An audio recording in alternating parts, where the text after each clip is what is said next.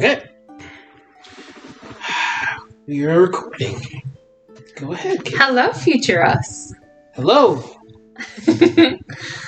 Alright. Well, we could have listened to the last recording, but recap.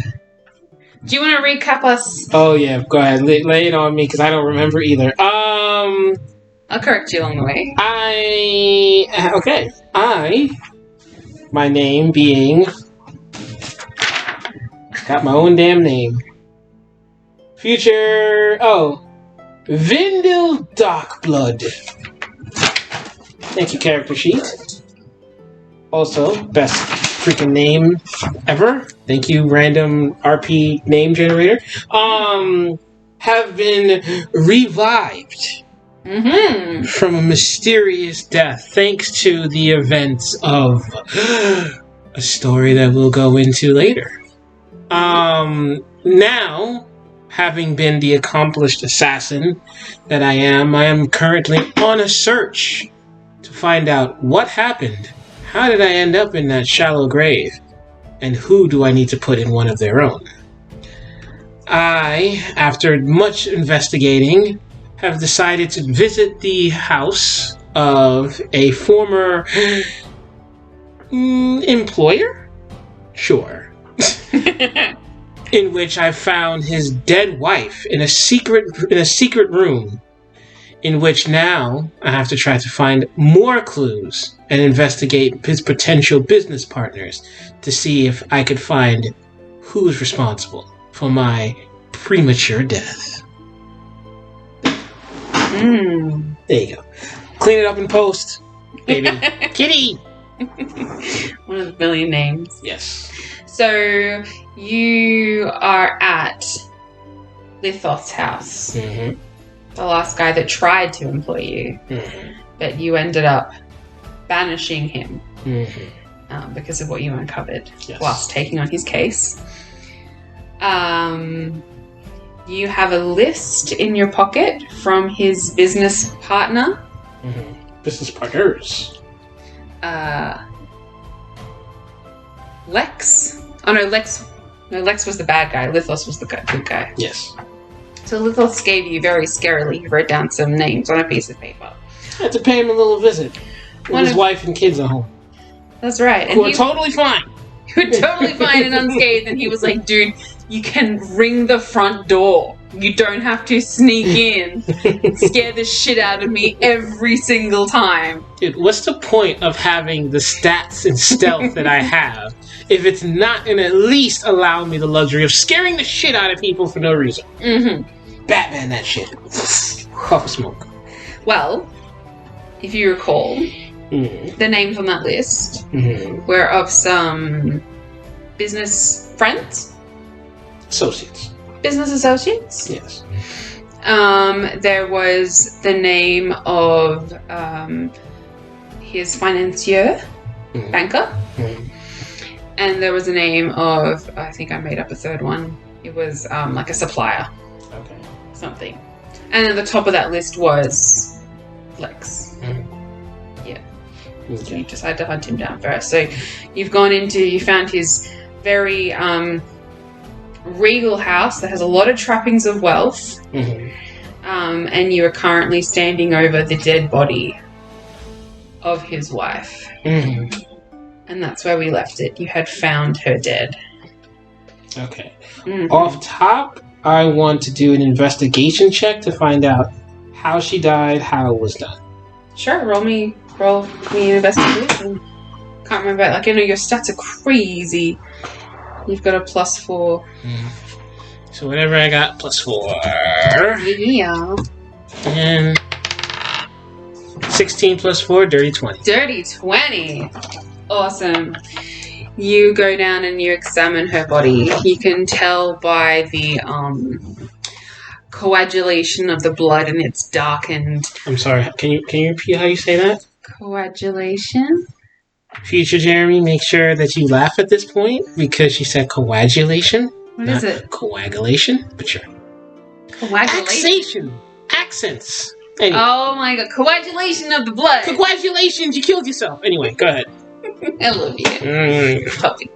And it's almost starting to turn brown. That the body has been there for days. She is starting. Does it stink? Notice it stinks straight. Well, over your own stink, you notice her stink. I probably smell dead body a lot. You smell a little bit, baby. And the sticky brown blood. She's been dead for several days. You can clearly see that her throat has been slit and she has died of blood loss.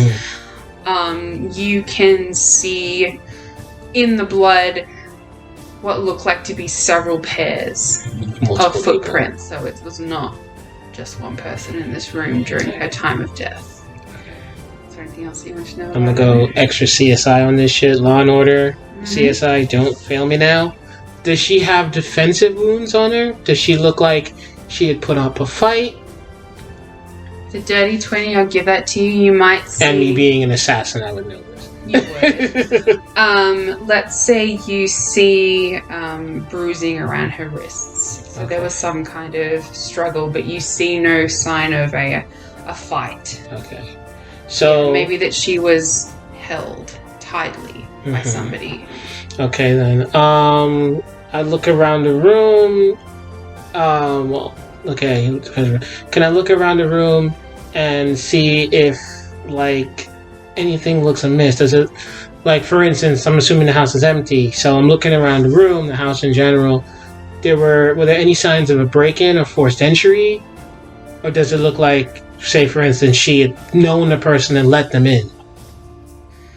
There's no sign of a forced entry, but you can tell that furniture has been moved and misplaced. There was some kind of struggle that happened through the area, although the initial entry into the house, no broken lock, no shattered windows, the door must have been opened. So there must have been some kind of acknowledgement of who was behind the door. Okay, so this tells me that maybe she knew who it was, or at least had some reason to believe that she felt safe with this person, and then this person betrayed her and had attacked. These people betrayed and attacked her. Okay. Also, can I look around the room, see if there's any papers that might be relevant to the case or relevant to just me in general? Although nothing appears to have been touched in this room that wasn't perhaps knocked about by her falling body, that she might have tossed the papers onto the ground. You see books, ledgers. If you open up any of the ledgers, you see lots of notations of different numbers of stocks and pricings. With an investor with a dirty 20, let's say, at glimpse you realize that a lot of the numbers in these ledger books aren't adding up. Okay then. Okay, so that automatically points me to maybe looking to the financier first, but because that would be someone who handles your money, you would know, and would be like, oh hey, you've been like, hey yo, I need to talk to you about this, something about your husband's estate or whatever like that. Oh okay, come in, and then the bullshit. So I might investigate him first. Now, just to be a dirty looter, is there anything around the house that I might deem valuable?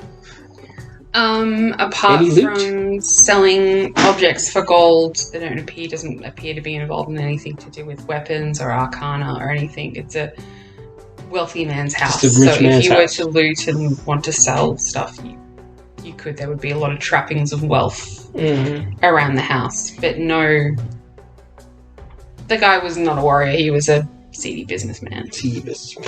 Alright, cool. Alright, so I have a direction.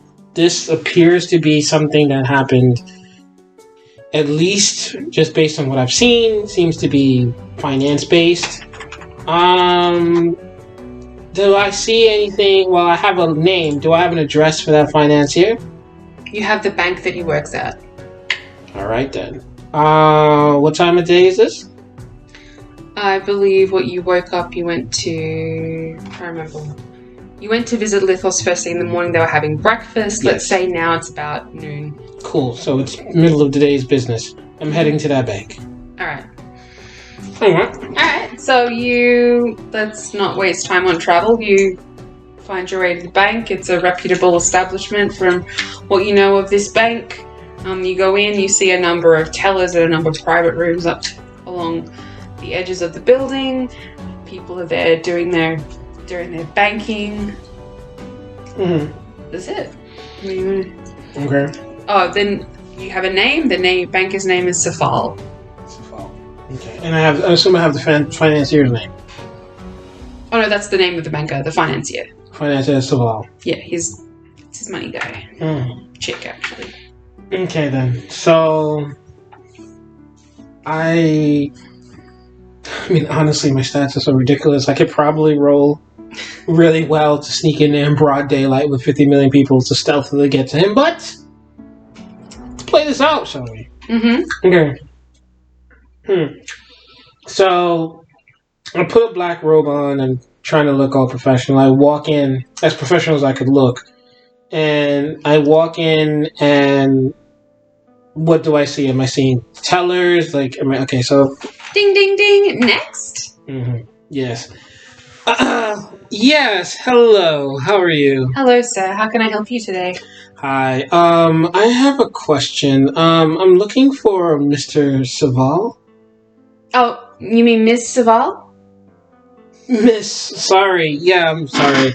Looking for Miss Saval. I've heard that she's one of the best, and she deals with people of a particular standing. Sure. Do you have an appointment? No. Actually, it's a little bit of an emergency. You see, I had an acquaintance of mine die, and I'm sorry to hear that. Yeah, I'm trying to get finances in order to take care of, final expenses. Oh, okay. We don't usually let our executive bankers, I don't know, whatever she is, highfalutin bankers, have people without an appointment, but I can give her a call and see if have you met before? Well, I can give her your name and I can see if she has an availability to see you sometime this afternoon. Yes, about that. Listen, I know that, there's procedure and everything with this, but, hold on, where exactly was, Luxus's home located? You want the name of the suburb? Yeah. Let's just call it Goldview. It's very fancy. Goldview, okay. Goldview. Yeah, hi, alright, see, that's the thing. This is really sudden, and I really want to see to taking care of this. See, my home in Goldfuse, there's an issue, and I really want to get these things going as soon as possible. I literally have guests coming over in the next couple days, and there's going to be a will reading and everything. I really need to expedite this process. I'm so sorry for the inconvenience. Roll a what is it? Persuasion check. Which you have no perks to. Fuck. This isn't good. Hey! Okay! Because, she's on a rush. It's her lunch break in a minute, and she doesn't want to have to deal with you for very much longer. Oh, not a problem. I'm so sorry for your loss. Let me just look at her calendar real quick. Future me and future baby girl, I want you to mind you, I want you to know she said have a phone call, and she's typing on a computer during perceived medieval times. Just gonna point that out. Well, go ahead. It's a magic thing, and she presses buttons and it appears on her like a fax machine. Magic. Magic email. I'm just looking at her calendar. I can see that she has a gap in appointments. If we can rush you in to see her right now, she is on the 2nd level. Take the magic elevator. The magic teleportation device. There to your left. Utter the words blimmity blue. It'll take you up to level 2. Blimmity blue. Go to level 2. Wonderful. Hers is the third door on the right. Ah, yes. Thank you. I'm sorry. What was your name again? Lucy. Thank you, Lucy. You've been very helpful. I'll make sure to let her know about your excellent customer service. Oh, thank you. Thank you. And she blushes a little bit. All right, you have a good day. Now walk off. She just stares at you. Oh. Okay. Goes to lunch. Goes off the line. Alright, Blippity Blue, take me to level 2. Alright. Third door on the right. Mm-hmm. Door's closed. Door's closed. Mm-hmm. Picking that bitch. Pick that lock. Lockpicking would be sleight of hand, wouldn't it? Yeah. You've got a +9. 6 plus 9. 15. There you go. Is that enough to pick the lock? Mm-hmm. Okay. So I pick the lock, break into the apartment. Oh, awesome. You see a very confused dwarven lady behind the desk, staring at you. The door was unlocked. I shouldn't even do that. I should be there doing it, and then the door just swings open with me like. Well, if you'd got a low roll, I would have been like the door just. But you successfully picked the lock. Okay. It just wasn't locked, and she's very confused. Pride check for the win. Let's go. And a very short dwarven lady, because we're not going to buy into stereotypes at all, is sitting behind a big desk and she's got piles of paper that are like taller than her surrounding her. It's hard to believe this woman is organized in any way. She's let's say she's counting coins on her desk. She walks in and she's like, "Can I help you?" I put away my lockpicking set and like try to be inconspicuous but failing. I'm like, yes. I have a question. I have some questions for you. I'm sorry. Who are you? And she looks at. She's like, "You're not my 12:30 appointment. You're a little. Who are you?" Yeah, I'm an associate of. I keep forgetting the dude's name. Lex. Things like Lex Luthor, bad dude. Yeah, I'm an associate of Lex's, and she scowls. There we go. That's what I was looking for. So I take it you know him exactly. Know him? I haven't seen that bastard in weeks. He owes me money. How much money does he owe you exactly? Why would I tell you this? Who are you? And what do you know of Lex? Are you here to pay me? Maybe, depending on how you answer the next couple questions. If I were to tell you that his home was broken into at some point in time within the last week, how would that make you feel? Probably wouldn't be too surprised. I'm sure he owes many people money. But this is a bank, sir. He must pay his debts. And if I were to tell you that earlier this morning I found his wife with her throat cut, how would that make you feel? She recoils from you, see her face change with a little bit of fear, and then she like brims up because she's like this confident, like squat dwarven lady, and she's like, "I'm sorry to hear that." Okay. This isn't my usual style, and then I pull out my dagger. I need you to tell me where you've been in the last 3 days, because so far there have been 2 dead people on this path that I've been following, and you're the first person I've come across to have a legitimate reason to kill somebody. And I'll be honest, I'm kind of starting to wonder if maybe whatever amount of money he owed you was worth killing somebody over, or 2. That's not an insinuation, sir. That is a straight accusation. I am a reputable businesswoman. I have been working for this bank for the better part of 25 I will give you a promise that if you don't answer my question, I will slit your throat. She jumps up from behind her desk, because she's a stubborn dwarven lady, and she grabs an axe and puts it in her hand. And she's like, "Do not threaten me. That man owed me money. But I am a reputable business lady. And although I did not hurt his wife, if you threaten me again, I will hurt you." Okay. So, now bearing that in mind, I'm like, Okay. How far do we to call him about this to see what happens? Actually, yes.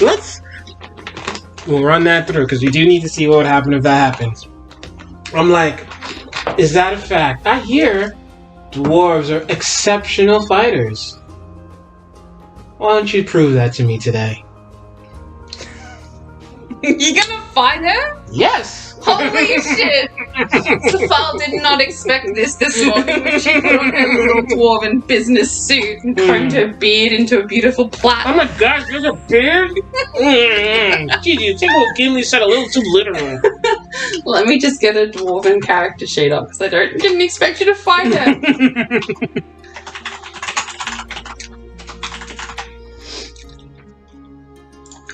Please don't be squishy. So I'm not trying to kill her. Oh my god. Alright, I found one. This is fun. Just like, okay, let's go. Alright. Sure. Let's make her stronger than you. Oh my god, okay. She is a dwarven cleric. There you go. Okay. You want to roll for initiative? We don't need to roll for initiative because, yeah. Alright, so. Ready? 1, 2. You got a 6. You got a 13. You're gonna. Please don't be squishy. She's not squishy, baby. Okay. Cool. She's not. Wait, I'm gonna have to change a bit of this because she's not wearing armor, so she's. Yeah, she's gonna be squishy. She might have high health, but her armor class is. I'm dropping it to like no armor, which means anything above a 10 is gonna hit, baby. Okay. I'm giving her civilian level like armor and stuff. Shit, I'm like I want to fight her, but I don't want to kill her. And I want to see what happens. I'm telling you, so I don't care. Yeah, that's fine. I want to see what happens once you enter a fight, and then you try to retreat out of the fight. How do we do that? Yeah, well, at any time you can stop and have conversation. Anytime you can actually run, because you've got a movement, a battle, combat action, and then just an action as well. Okay. So you can literally hit her and do an action. Yeah. Alright. Let's just start with a generic, rapier. Alright, so let me try to swing my rapier at her. What's that? Oh, you gotta swing to hit first. He's gonna get over 10. Yeah, and I might miss. Let's see. Alright, rolling for attack. 1! Yep. Alright, so I pull out my rapier, and I'm about to swing it at her. But right I'm about to swing at her, her small stature, I completely whiff, because I'm getting used to this undead body, and I swing over her head, missing her entirely because she's short. And I'm like, fuck! And I miss it. I missed the first swing. She just transfers the axe to the other hand and slaps it in her palm and laughs and goes, are you sure you want to do this, elf? Okay, Gimli. I say... actually, I'm starting to have second thoughts now, but it's too late now. I'm going to full commit to it. Alrighty. And she winds up, and... What's your armor class? What did you get? 1! 16. So we both suck. Okay. She smashes her ash and she brings it down. It lands right in front of your feet. Just doesn't even hit you. And she looks up and she's like, I meant to do that, yes. I'm like standing there, hand on hip, looking at her, trying to pull her axe out of the ground. And I'm like, all right, now we kind of have to finish this because one of us has got to hit the other at some point, right? Yes. Fine. Anyway, I'm like, well, I'm undead. What's your excuse? So, my lunch break is in an hour. All right, so we have an hour. Calm down, relax. I'm hungry. I wish I could relate. Jesus. Why do you say that? I'm pretty sure I'm dead. I don't know. Actually, yeah, hold on. I'm pretty sure I'm dead. Do I smell dead to you, by the way? That's what that smell is. She goes, she's got a big dwarven nose. You can smell everything. I walk up to her and I put my arm in, to her nose. I'm like, does that smell dead to and you? She recoils. She's like, what? I thought I could smell something, but up close it is way worse. Okay, first off, just because we're fighting doesn't mean you need to be rude. Alright? Secondly, I have feelings. Alright? So, I'm gonna hit you now. Just stand still. So, I'm gonna roll for another attack with rapier. Oh wait, it rolled behind. What did it roll? Fuck. 5! That's not high enough. You just get over 10. So as she recoils back, and I'm like, okay, so I super hard telegraph what I'm gonna do. I'm like real crouching tiger, hidden dragoning this shit, like whirling my sword around, and she's kind of just looking at me, play the ass, and then finally I ha, and I just go straight through her hair, and she's just like, okay. It's like, didn't expect this when I popped into work this morning. I mean, this is the thing. I do this for a living, so I don't know what to tell you. She stops for a minute, and she goes, are you not here to pay Lex's debts? Are you here to erase me? I'm here to find out who killed me and who killed his wife. That's what I'm here to find out. Okay. 11.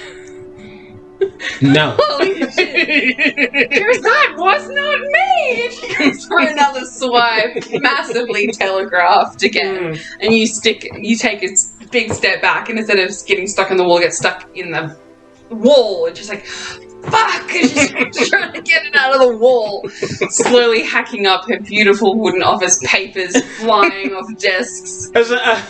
I'm standing there looking at her, trying to pull her axe out of the wall. I'm like, that's a really nice wall. You have a nice office here. Maybe we should pull this back a bit. Can we have a conversation now? I mean, I'm happy to keep trying to hit you, but that looked like it was mahogany. That's expensive, right? She cracks it out and she puts the axe down beside her and kind of leans on it. She's an elderly dwarf. She wasn't expecting to fight today, but she doesn't go anywhere without her axe because she is a dwarf, and she's a bit puffed just from the 2 giant swings, so she's very receptive to your ideas. And she's like, look, I just want that bastard to pay back the money he owes the bank. He is several thousands of gold coins in debt with us. And the payments were due weeks ago, and he's been postponing and postponing. I just want my money back. Did not touch his wife. I am a reputable businesswoman. Okay. She seems very offended. So offended that you are coming in with all this judgment. Fine. She just wants her fucking money. I sheath my sword, because apparently I don't know how to fucking use it, and I say, okay, Miss Reputable Businesswoman. Fine, it wasn't you, and judging by the way you swung that axe, it damn sure wasn't. Do you have any idea as to who else he might... What other... I'm assuming you did business with him. Surely there would be a ledger of what other debts he may have incurred, or any locations as to where his personage might be. Anything. Roll me another persuasion check. So you can persuade her to calm down. 13 plus nothing. 13? Yeah, okay, well... Yeah, she's not fully welcoming, but she starts to calm down. She puts it aside. She's like, alright, let's have a discussion. Okay. The man came to me with his business partner several months ago, wanting a loan to start up their new business. Presented me with his books, his numbers from his suppliers. Everything looked above board, so we granted him the loan. Came time for the first repayment. there was an excuse. Mm. We followed up with him. He was working on the money. It'll get to us soon. Further excuses. Mm. Suddenly the man drops off the face of the earth, seemingly, about a week or so ago. His third reminder for the last installment was due. He hasn't coughed up a single piece of money. I don't know what happened to the man. Why are you interested? I told you. This man's... Whatever happened is responsible for 2 people's death. One of which including my own. I need to know what happened, and I need to make it right. In your investigations, if I were to provide you with the ledgers that I have, could you get me my money back? Perhaps. Depends on how good those ledgers are and what they lead me to. These are the ledgers that he provided me with all of his numbers. Okay. You seem like a reputable businesswoman. Sure, if he owed you a debt and I just want the debt paid. Fine. I can help you get your I can help you get your money back. Sure.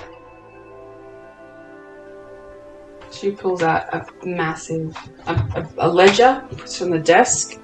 Looks identical to the one you found at his apartment. Mm. A second set of numbers. Mm. Okay. I'm assuming if you were to go through that, who would you say is the biggest? What would you say besides your own is the biggest debt that he had? His suppliers. So in here you'll have a list of his suppliers, every purchase that he apparently made, and the money he owes each of them. The loan he took out from us, according to this ledger, is to repay all of those smaller payments to potential suppliers. And according to the list that I got from back at his place, I link up. I'm like, would this... I didn't have to ask her. I could look through the ledger myself. Mm-hmm. And is there the same name that the supplier that I picked up from the house, the same as the supplier in the ledger? Same name, you see the numbers look different. Numbers look different. Okay. One's a cooked book. One's the actual numbers. Mm-hmm. So I present that information to the misreputable banker. Mm-hmm. So you, with your banking knowledge, how does this look to you? Her face goes stony, and she looks from one ledger to the other. Her cheeks start to flush red. She grabs her axe. 12! She hits the book. She's pissed off. I'm just gonna roll because I want to. What's a d6? This is the normal one. 1d6 of damage to the book. 3, it's a book. It's gonna literally, she goes into the book and just severs it in 2. I needed that. She's like, her book. I still could have used that. Yeah, well, she's fuck her. I'm just like, I look at the book and I'm like, I'm glad none of those hit me. Although I'm a lot more sturdy than a book, apparently. But, yeah, I'm assuming by your rage and the fact that book is now 2, so there were some inconsistencies? There are so many inconsistencies. This man has not made a single cent during the time his apparent business has been up and running. Not a single cent. In my book here, he has stated that he has made profit on a number of items that are not in his ledger. This man has not made any income, and he owes me money. Okay then. Thank you. So I just grabbed my book quickly and put it aside because your book is bullshit. I'm like, okay, so I'm off to see this supplier person. Now, if I do, say, get access to said funds, I mean, I'm going with according to what your book said before you cut it in half. FYI. She rips off the corner of a little bit of paper. It says total and a number at the bottom, and she hands it to you, and she's like, that. When you find him, tell him he owes me that. From her book? From her book. Okay. That's what the loan was that she wants repaid. I, like, take it from her, and I'm, like, fold it, and I put it in my pocket. I'm like, okay. Never knew banking was so cutthroat. All right. You have a good day. Enjoy your lunch. I hope to see you never. And, Except when you give me my money back. Except to give you your money back.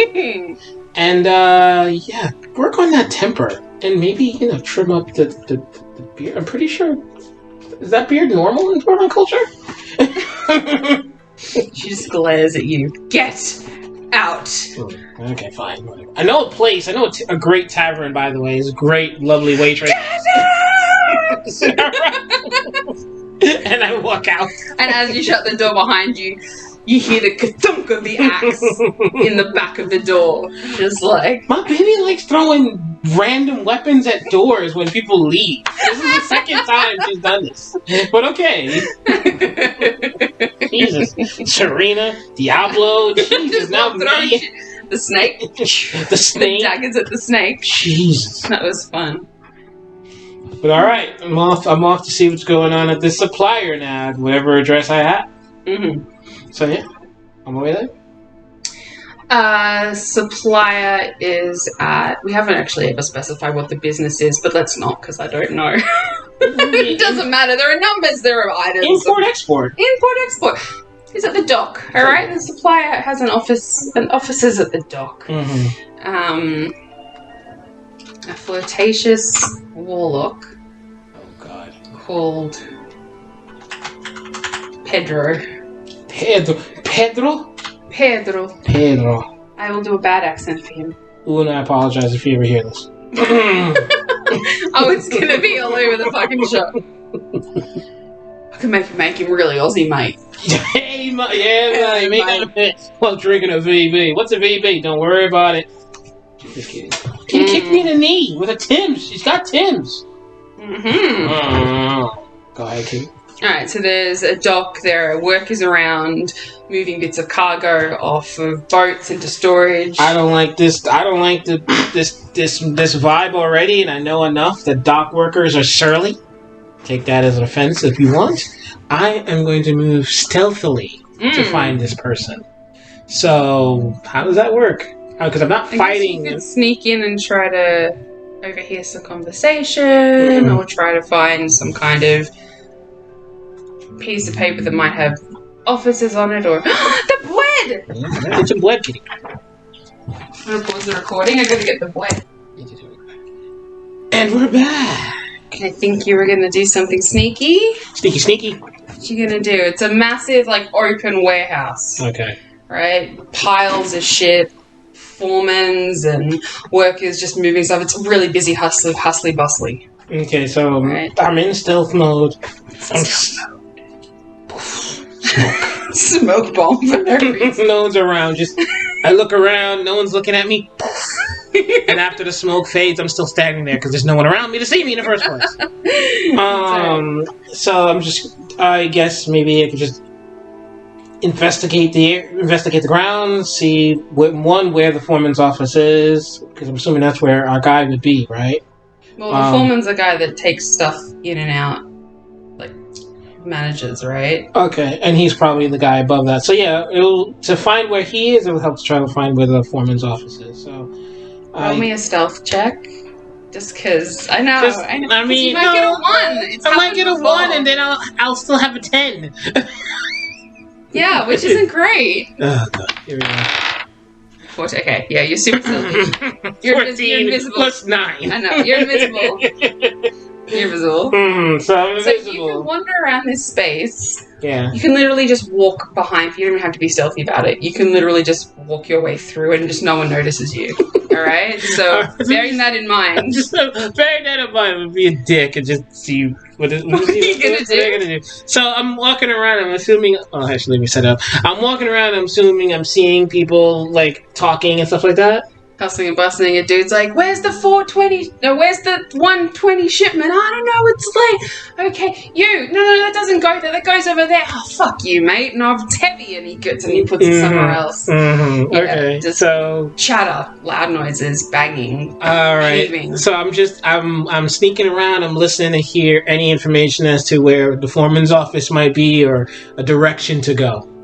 Mm-hmm. Okay. All right, there are two dudes in the corner, just moving stuff from like pallets onto like racks, right? Mm-hmm. So heaving heavy goods, and you overhear the name Pedro being thrown around, which is the name that you have on your in your ledger and on the slip from Lithos, right? Okay. So I assume you go over to listen to their conversation, right? And you hear one dude turn to the other, and he's like, did you hear what happened? Did you hear the latest thing that's happened with Pedro? And the other guy turns around and goes, oh, no, what has that fucker done?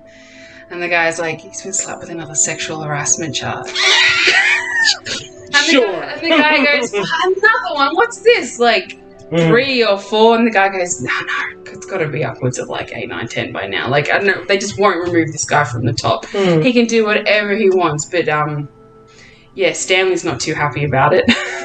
Stanley's not too happy about it. It's like, oh fuck, poor Stanley. Yeah. How long's he been here for? Oh, he was fresh meat. He didn't stand a chance. You know how he responds to those baby blues. Okay. So they're having this conversation about Pedro being a little bit of a piece of shit. A little bit of a shit. Mm-hmm. Okay, so so you learn about his character. He's a piece of shit. Maybe a prime candidate for some righteous retribution. But we'll see what happens. Do they say anything about a location of his office or to find him or anything like that? No, they don't. Instead, you overhear them talk about his physical appearance. Okay. And he goes, the guy turns around and goes, are you really surprised? I mean, you can see this coming a mile off from that guy. He wears his shirts way too tight, man. And the other guy turns around and goes, I know.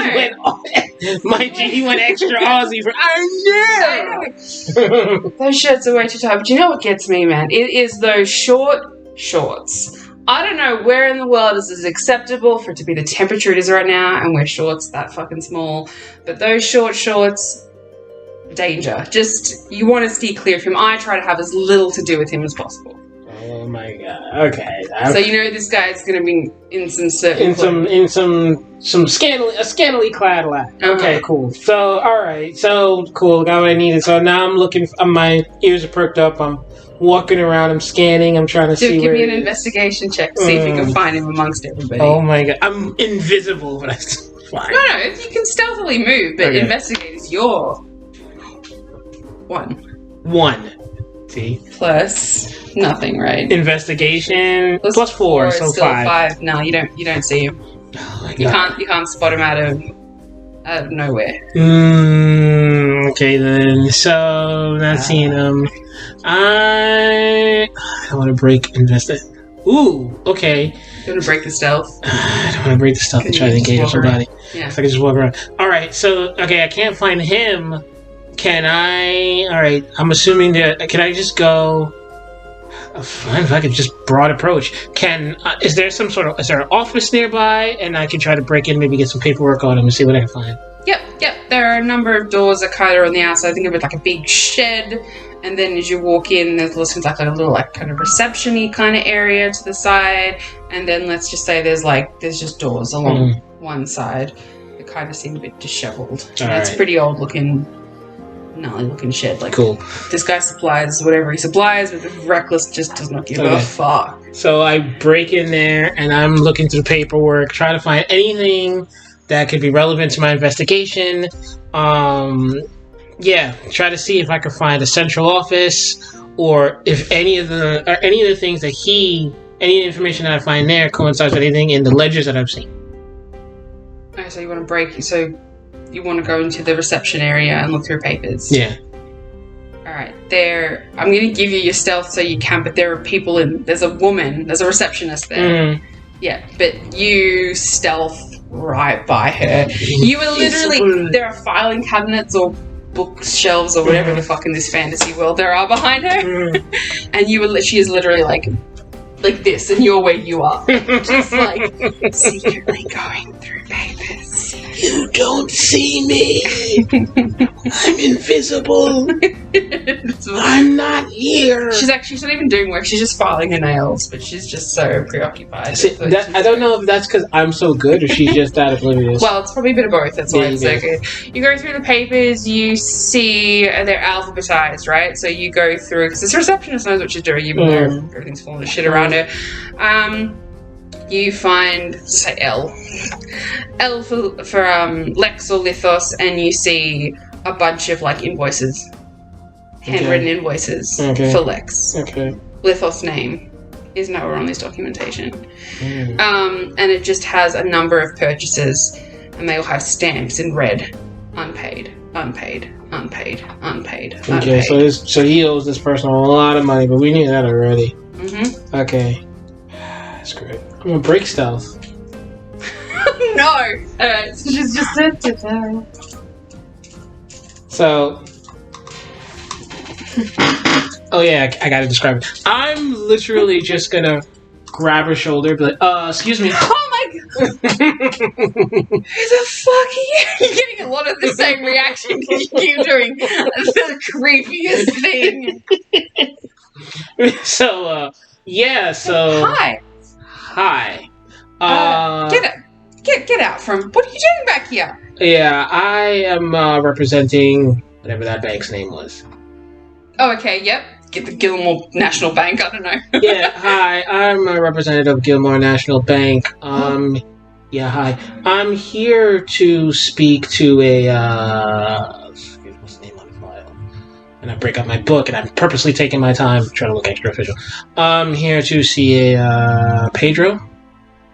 Yes. Hi. Well, according to these ledgers here, and I show her the paperwork, there are several outstanding debts akin to whatever the amount of money was that she wrote. Actually, now, I pull out the paper. According to that's not irrelevant. There's an outstanding debt by one Lithos, and the bank is currently just trying to get as much information as we can concerning these debts. Do you have any paperwork on this matter that might be of use? Right behind you. There's Yes. Do you mind just moving out of the way so I can get... Yeah, I'm sorry. I looked through that already. That's not what we need. We need to speak directly to Pedro. Oh, okay. Can you direct me to his office? Yeah, sure. He likes to spend a lot of time wandering around the floor. Okay. He likes to keep an eye on his employees quite closely. But in case he is in his office, he's at the office, the very last door at the end of the hallway. If you just walk out, that's his offices. But there's more chance of you finding him on the floor. As well as yourself. Sorry? On the floor? Yes. Okay. Yeah, he doesn't seem to do a lot of work. As is evident by these outstanding payments, yes, he doesn't. Okay, thank you very much. You've been very helpful. No worries. You're very close to me right now. Am I making you feel uncomfortable, man? There's this little bit of smell.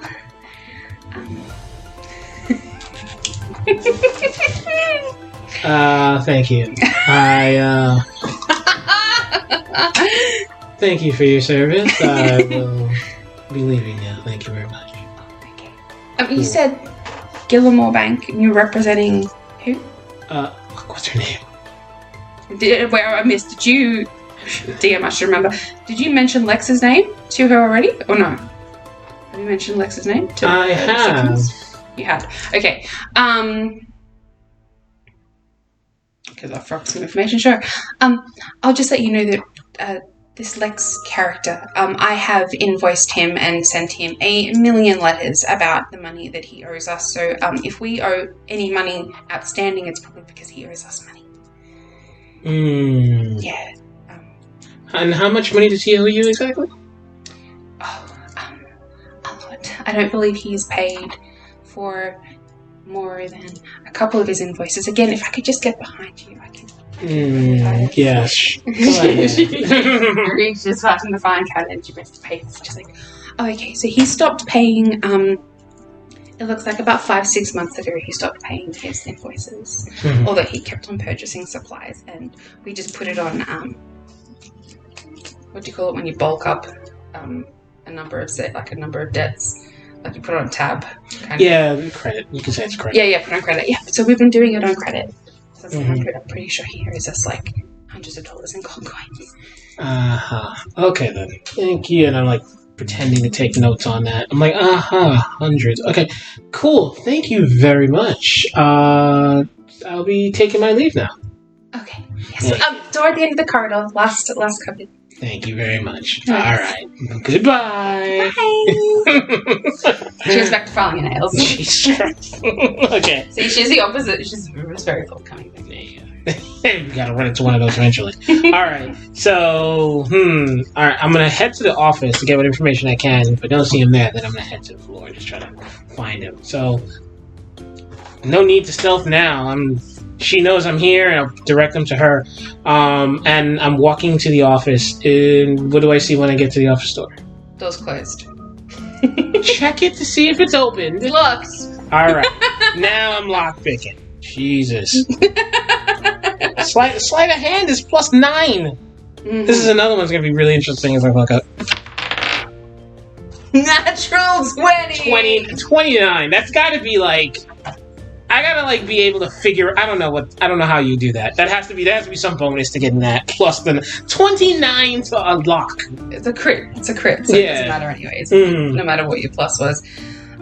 You slide it in, baby, so smooth, and the door almost moans as it opens wide for you. You're welcome, future me.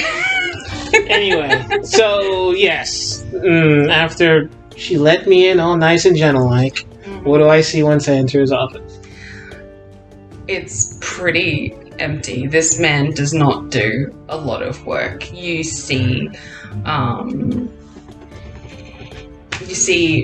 books of like fiction, you see rubbish and half-eaten bits of food on his desk, you see a couple of notepads with some stuff scrawled on it, you see a calendar of like shipments coming and goings, and he's just like crossed out the days.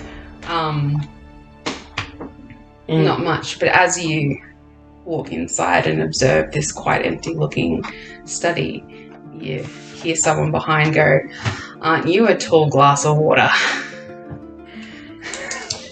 Okay, 1, you're a liar because I'm not very tall, and 2, clearly you're a ways away because you would have smelled that statement was bullshit.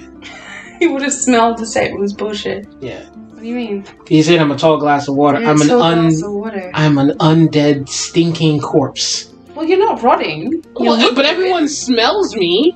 Yeah, if you get close. That's what I'm saying. He's not up against you, baby. You were literally standing right behind her, and then you went like this to the dwarf. If you're like a meter away, you stink. Alright, fine. But you didn't decompose much. Fine. Alright, so... Freshly dead smell. Freshly dead. Can you know what fresh dead smells like? I don't know. Anyway. Okay, so I turn around and I see him. I'm like... You see a man in a very, very tight... It is pretty shite, I'll give you that. Tight collared shirt, like tucked in to some like short... some shorts, and he's got big boots on. Bit of a like pirate vibe going on. A few buttons undone with like chest hair and oh my god, full like trying to live his best Johnny Depp fantasy. Fabio on the high seas. Called Pedro. Right. Okay. Yeah. Hey, Pedro. I take it. Do I know you? No, but I know you. Apparently you had some business dealings with a... I forget his name. Lex. They apparently had a few business dealings with Lex. I have. Apparently he owes you quite a bit of money. He does. He does. Yeah. Funny thing that no one seems to know where he is. Ah, that's interesting, that is. Mm-hmm. Not surprised, not surprised. The man always spent more than he had. Yeah. Mm-hmm. See, funny thing though, apparently his wife got paid a visit. The kind of visit you don't ever get again.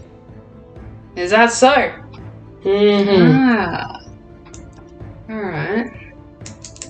Bastard took my advice after all. Excuse me, what was that? Sorry? The bastard took your advice? What advice would that be? Oh, you know how things are, mate. Just, if you can't get things done the right way, sometimes you've got to get things done the wrong way. And as long as I got my checks, at the end of the month for the stuff he was purchasing for me, I don't really care where he got the money from. Mm-hmm. Okay. Let's just... As quaint as I find your accent right now, I really need you to just tell me who the hell you're talking about. And, what are you willing to give me for this information?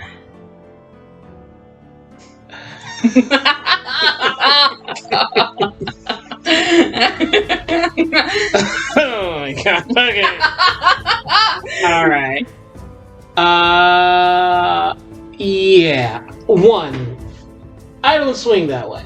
2, That's what most of them say. 2, I'm pretty sure if you touch me again, what you think will be swinging won't be at the end of this conversation. And 3, I just really would like to do this without me having to use weapons of any kind. I just had a really bad run-in with a dwarf not too long ago. Listen. Oh, dwarves, yeah, they're a bit of fun, aren't they? Yes, apparently. Haven't had an elf before, though. Oh, God. Are you on a list or something? Just a quick question. Could you give me real, real predator vibes right about now? I'm just a true blue mate. Mate. True blue Aussie bloke, anyway. True blue Aussie bloke, mate. Right. How about this? He owes you money that you want to get paid for, right? Yep. Right. So whoever it is that's getting involved that has led to said death most likely has your money at the end of the day. You help me get to him, I help you get your money. That sounds good, right? Yeah, let's do that. My business is pretty good. He does owe me a fair bit of money, but willing to sweeten the pot in any way there, handsome? Look, there's this secretary a couple doors down. Looks like she doesn't do much during the day. Have at it with her, please. Oh, I've been there, done that, mate. Not as good as you think. Oh, God. I didn't think it was very good to begin with. Okay. It's a bit simple. You know what I mean? That is a gross. Number 1, don't talk about your employees like that. And number 2, well, what the fuck do you mean? And please tell me it involves me and you both keeping your clothes on. Our clothes on. Alright, I get the picture. Mouth runs away from me, mate. Keep getting in trouble with this kind of thing. But you spend a couple of weeks at sea. It kind of gets you a bit. Anything looks good when you get back on land. You know what I'm saying? No, I don't. I absolutely don't. Oh, all right. Okay. So you can get me my money back. I can. Is what you're saying. All right. So I'll tell you the same thing I told Lex. There are ways in this town of getting things done. Mm-hmm. And there are vendors that you can approach that will loan you money without batting an eye, but you better be willing to pay them when their time comes. Mm-hmm. I run a tight if you're ship regardless. If tell me you're a reputable businessman, I'm gonna get upset. I like to think of myself as, not reputable, but you know, things run smooth around here. You know. Oh, God. But at the end of the day, yep, debts need to be paid. So I told him, you know, to consider his options. There are a number of guilds in this city that can be approached. They'd be willing to loan him money. I have a cousin I put him in contact with who's part of the Thieves Guild.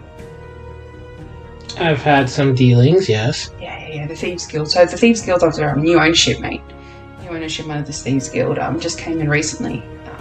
Real young go-getter. And he's trying to make a name for himself. So, you know, become a bit of a loan shark. Yeah. Told him to hit up the Thieves Guild. Mm-hmm. Yeah.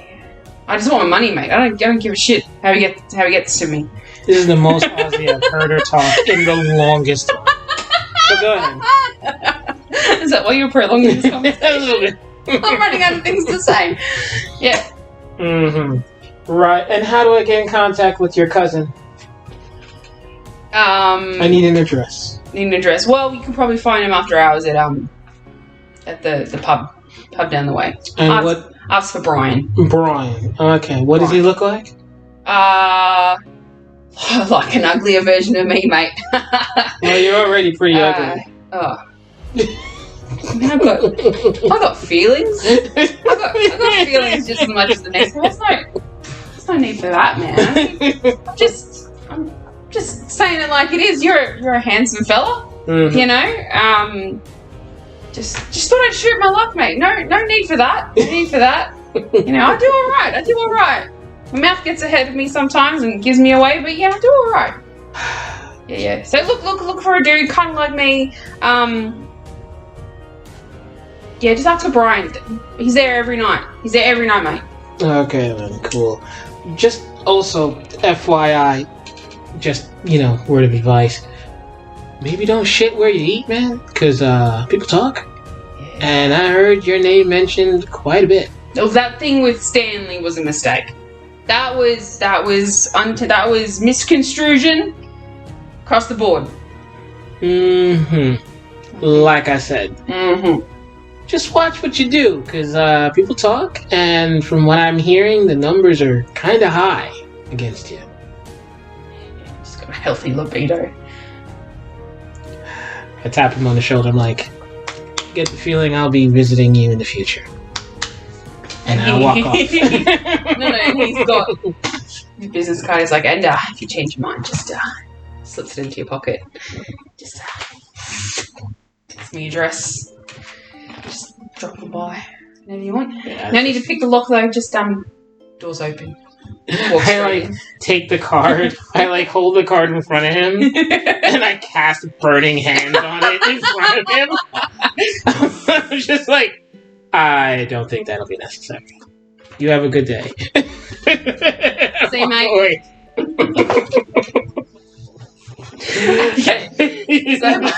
God, by this time it's like, okay, businesses are closing up about 5-ish in the afternoon now. You know, people are heading home, heading to what they do after work. Yeah. So if you want to go to that pub, Brian will be there. I'm heading to the pub. Alright. Okay. It is, because it's a dockside tavern, it is raucous. Yeah. People already pissed. Singing, you know, it's going off. Yeah, full of people. So I go in, I walk up to the bartender. I'm like, you know, let's play it out. I walk up to the bartender. What does he say to me? What can I get you? Yeah. I know they're all Aussie now. Let's be Scottish. What can I get you? So bad, it still sounds Aussie. Island, I apologize. Yeah. 1, let me get a scotch. And 2, I'm looking for Brian. Brian. Yeah, he's here somewhere around. Yeah, oh, back booth, the corner. See that lot? That lot, Brian. Brian's the one in the shorts. Of course he's wearing fucking shorts. Fucking Aussies. Anyway. Scotch, I don't know, like a piece of bronze. I don't know how money works. What do you got? Whatever. Give me a copper piece. 2 copper pieces. I put 2 copper pieces down on the bar. wait for my drink. I get my drink. Actually, let's play this up. I'm like, actually, let me get 2. 2 scotches? Yeah. Singles? Yeah. 2 single shots. There we go. Thank you. Pay for it, and I head over to the booth. Alright, and they are already half pissed. There you go. You can tell these guys probably knocked off work early. Got on the piss. Have been here for a couple hours already. It's about, let's say by the time you get there from 5 to it's 5:30. Yeah. They're laughing, they're drunk, they're playing cards. Yep. Alright, so I walk up, I'm seeing Brian, I'm like, hey, you Brian? Hey, I am Brian. How you doing, mate? You want to come play a hand of cards with us? Yes, pull up this man a chair. Yeah, you look interesting. Yeah. Hey, listen, I just had some words with your cousin. You told me I could meet you here. Pedro? Yeah. Also, let's point out the fact that Scott has a cousin named Pedro. No, this Scott. He's Aussie. The Scottish guy's behind the bar. Oh, you're right. Fine, well, that's still even weirder. 2 freaking Aussies. That's one named Pedro. But anyway. Pedro and Brian. Pedro. He's probably Peter, but he's like, Pedro sounds more like a pirate. Oh my god. Some shit like that. Jesus. Either way. I walk up to him, I've got the 2 shots in my hand, and I'm like, yeah, alright, cool, man. Let's take a seat. Alright, Brian, this is Jules, this is Roth, and this is Yuzel. Yeah, everyone say hello to Brian. Brian's going to deal him in a hand. Yep. Everybody's welcome at my table. There you go. Yeah. Good to see you, Brian. Just here to discuss a little bit of business. Your cousin told me I could talk to you about some things. Ah, those kind of things. He taps his nose. Goes, maybe we should have a more private conversation. Yeah. That sounds like a good idea. All right. Excuse me, gentlemen. Gets off the chair and he kind of leads you into like a backside of to the tavern where it must lead to like downstairs to some supply stuff. And he's like, yeah, what can I do you for? And he opens his shirt and he's got all these different vials. You're looking to buy. What are you selling? Oh, various potions, mate. Various potions. Some that you're probably not supposed to get, but I do get a good price for them. Certain poisons and a couple of amulets in here. They cost a pretty penny though. Those, but yeah, bit of dark magic. Do you have poisons I could put on a dagger? I do, mate. I do. Huh. Yeah. This one here casts necrotic damage as well as poison over here. Good for a couple of uses, but you need to reapply. This one here, it's like an icy poison. This one here, you can stab them, and they won't feel the poison for many hours until. Let me see that one for necrotic damage. Necrotic damage. This one here pulls out a little like green vial. Like this. So this is one dousing on your blade will be good for about 3 to 5 stabs. You know, but we have to reapply again. You can probably apply it a good 5 times. So you're looking at about maybe if you stretch it out 25 stabs. Poison for this one. How much for that one? That one's 2 gold coins. Two gold coins? 2 gold coins. Let me see it. Yeah. So I take it, pull out a dagger. Oh mate, if you're gonna use it, you gotta buy it. Well, I need to test it out. I need to see how it works. Well, you gonna stab someone? Dude, you can't draw attention to any of this. Well, I mean, I'm doing you a favor. It's just you and me here. What are you complaining about? Who are you gonna stab? So, do you know anything about Lex? Oh man, so many people come through here. Yeah. What's he look like? I gotta describe him. Just make him up. What's he look like? I'm putting the poison on the dagger. I'm like, oh, well, he's like middle-aged, kind of fussy, kind of a well-to-do-ish kind of guy who likes to flaunt his money. Yeah. We had a couple people like that. I think you know you're talking about Lex. Lex, yeah. Yeah, what about him? Yeah, I need to find him. You need to find him? Yeah. Oh. Okay. I wouldn't know where he is, but there might be someone in the guild that might. But I can't share the information with you, mate. I mean, because you're a friend of Pedro's, I thought you were here to buy some shit. But I can't go into guild guild details. Yeah. No. I totally understand. Anyway, yeah. So let's put my hand on his shoulder, and I deliberately pointed at him. I'm like, yeah. So let's test this, shall we? No. I had to kiss her because I'm like literally looking at her like, what's the matter? I'm like, right. So yeah, let's test this, shall we? Yeah. Look, I don't want any trouble. I don't want trouble, but I can't. I mean, I swore an oath to the guild. I can't. I mean, I can't. I'm like stroking his shoulder. I'm like, that's good. That's real good. You're a faithful person. Yeah. Faithful to the death. I mean, I swore. I mean, if they find out I told you anything, then they're coming. They're coming for me anyways. I'm good as dead, mate. I'm as quiet as the grave. Don't worry about it. No. Roll a intimidation check. See how stubborn this guy's gonna be. Oh God. Let's see. 17. Alright, plus anything? No, 0. Okay, cool. Just that then. Oh, you've had this whole time, you've had skills proficiency, so you can add 2 to anything on that list. Which I think one is... Oh no, it's perception. Yeah. Shit, baby, that makes your stealth 11. A plus 11 to everything. I haven't even used it. I haven't even stealth attacked anyone yet. No. Sorry. Here. Proficiency bonuses are already added. No, it's all good. Okay. It's all good. We got it. Okay. Yeah, there you go. Yeah, the asterisks just mean they were already added. Okay, I need water. Kitty. Oh, Jesus, Kitty. He's about to tell you. Hold on. Alright, look, mate, I don't want any trouble. I can tell you where to find the guild. Mm-hmm. There'll be someone in there that you can talk to. But Lethos had some money issues, and I know that my boss lends out money and deals and that kind of stuff, so I just sent him to my boss. I can give you the exact same coordinates that I gave him. Somebody slit his wife's throat. I found her dead in her room. And her house completely ransacked. You wouldn't know anything about that, would you? It wasn't me. If that's what you're asking. It wasn't me. But, if people don't pay their debts, then, Okay. Shit happens, mate. Cool. So, Jesus. Shit happens, mate. Shit happens. Okay. So, I take the dagger, I put it away.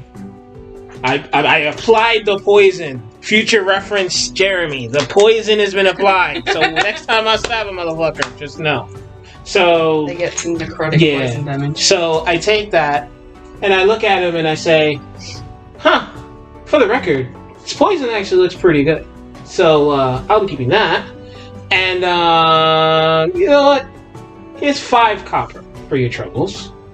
Copper, mate. I need way more than that. 5 gold. 5 gold. That's half your gold, but okay. Oh, fuck that. You've got 10 gold pieces. Okay, fine. I give him... Alright, it's not cheap for this stuff. I give him his 2 gold then. And I was holding 2... I had 2 drinks at one point. Yeah. So I give him the other one and I say... Well, I do the hand slap him. I'm going to do it to my key. So I'm like, I slap him on the side of the face and I say, pleasure doing business with you. You have a good day. You too. Oh, and by the way, if this poison doesn't work, I'm going to come back and kill you. I have a feeling I'm already dead, mate. But go ahead. All right, and then I walk off. So he has scrawled on a little piece of paper the coordinates in the city that if you go to will lead you to a sewer grate. Basically, it will take you down to the entrance. Well, to how to find the entrance. Okay. So, I'm heading there now. Yeah, we're gonna do this? We're doing this. Alright. Back to it. Back to it. In serious mode? Serious mode, because I get a feeling I'm gonna have to kill some people now. Alright. Hey, let's go.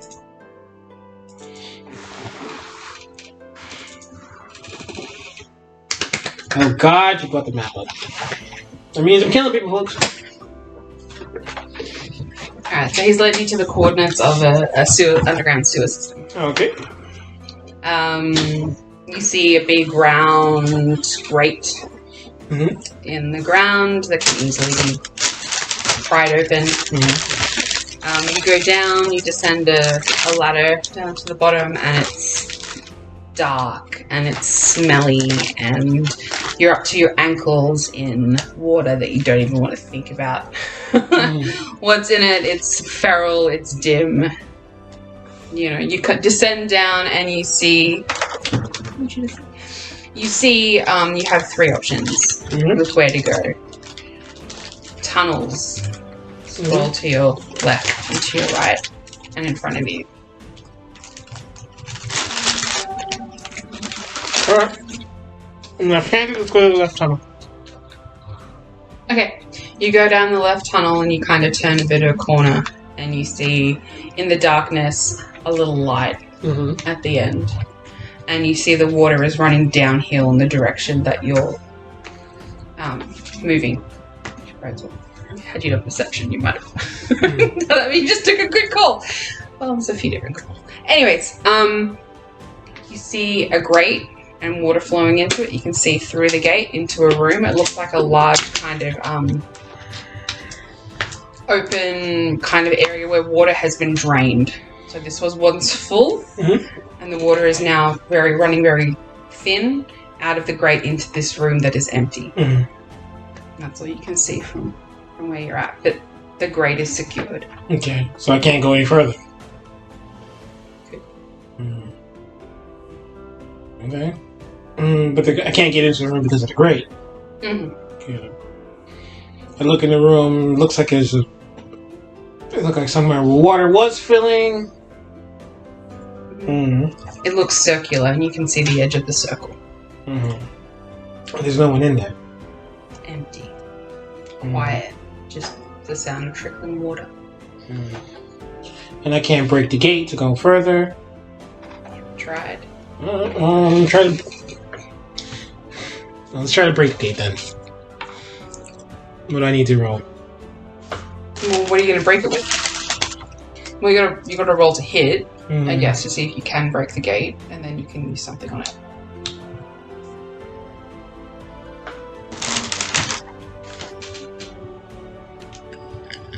The gate's not locked, it's just a solid gate. Yeah, it's just like one of those metal things that you see like in all the video games that we play. Like you could probably, if you wanted to, try. Okay, so let me try to pry it. Roll to pry it open. Do you have any gear? You got a crowbar. Okay, so I use my crowbar to try to pry it open, see if I can get in. Roll me a d20. 14 plus, let's add strength, maybe? No strength. You have a strength? 0. Plus 0. Yeah, just raw 14. You needed a 15. Okay. You wedge the crowbar in and it just slips. You just can't get a good grip on the side. Okay. I don't want to waste a spell to try to burn my way through. Alright, can I go back and go the other way? Sure, you want to go to the right? Yeah. Alright. You backtrack where you came from. You can continue down a large path. You see another grate to your right. Or you can keep going straight. I'm going to try your chances on that grate. I'm trying to keep going. Sure, I'll try one, and if that doesn't work, the other. Come on, dice! Don't be a dick. 16. Okay, crowbar works. Okay, there you go. You pry open the grate, and you pop down. You see a little narrow bit of wall, and then it opens into this, again, another circular area, almost like a boilery room kind of area, and you see a big cylindrical room that branches off on 4 places. So just for context, you came here, you tried to go around that way into another spherical room, you've backed up, you've come around this way into another spherical room that looks like it might have joined where you tried to get a way forward and another way to the side. So you can do this from all 3 sides. There's a hole in the middle and a descended kind of like pit and a walkway over the top of it. And down below is like murky, gluggy waters. Okay, so now... Okay. So I'm in that circular room. Coming in from this way is most likely the way I would have went if I came the other way. I came in this way, so it leaves these two paths here.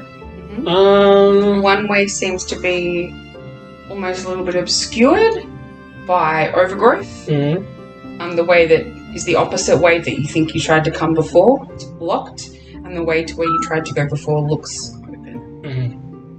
Let me go to... I mean, it's a thieves guild, so maybe they tried to obscure. Let me go and investigate that overgrowthy part, see if maybe it's hiding something.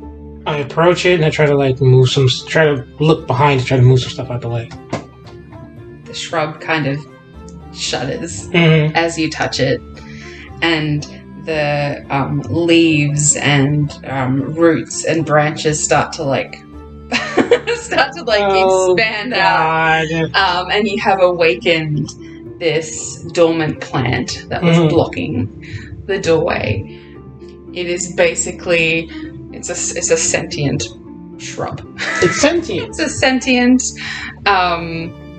mobile shrub, and it kind of gets up and like pulls its rooted legs out and kind of plonks them bang bang on the ground and kind of opens up and just kind of heaves in front of you.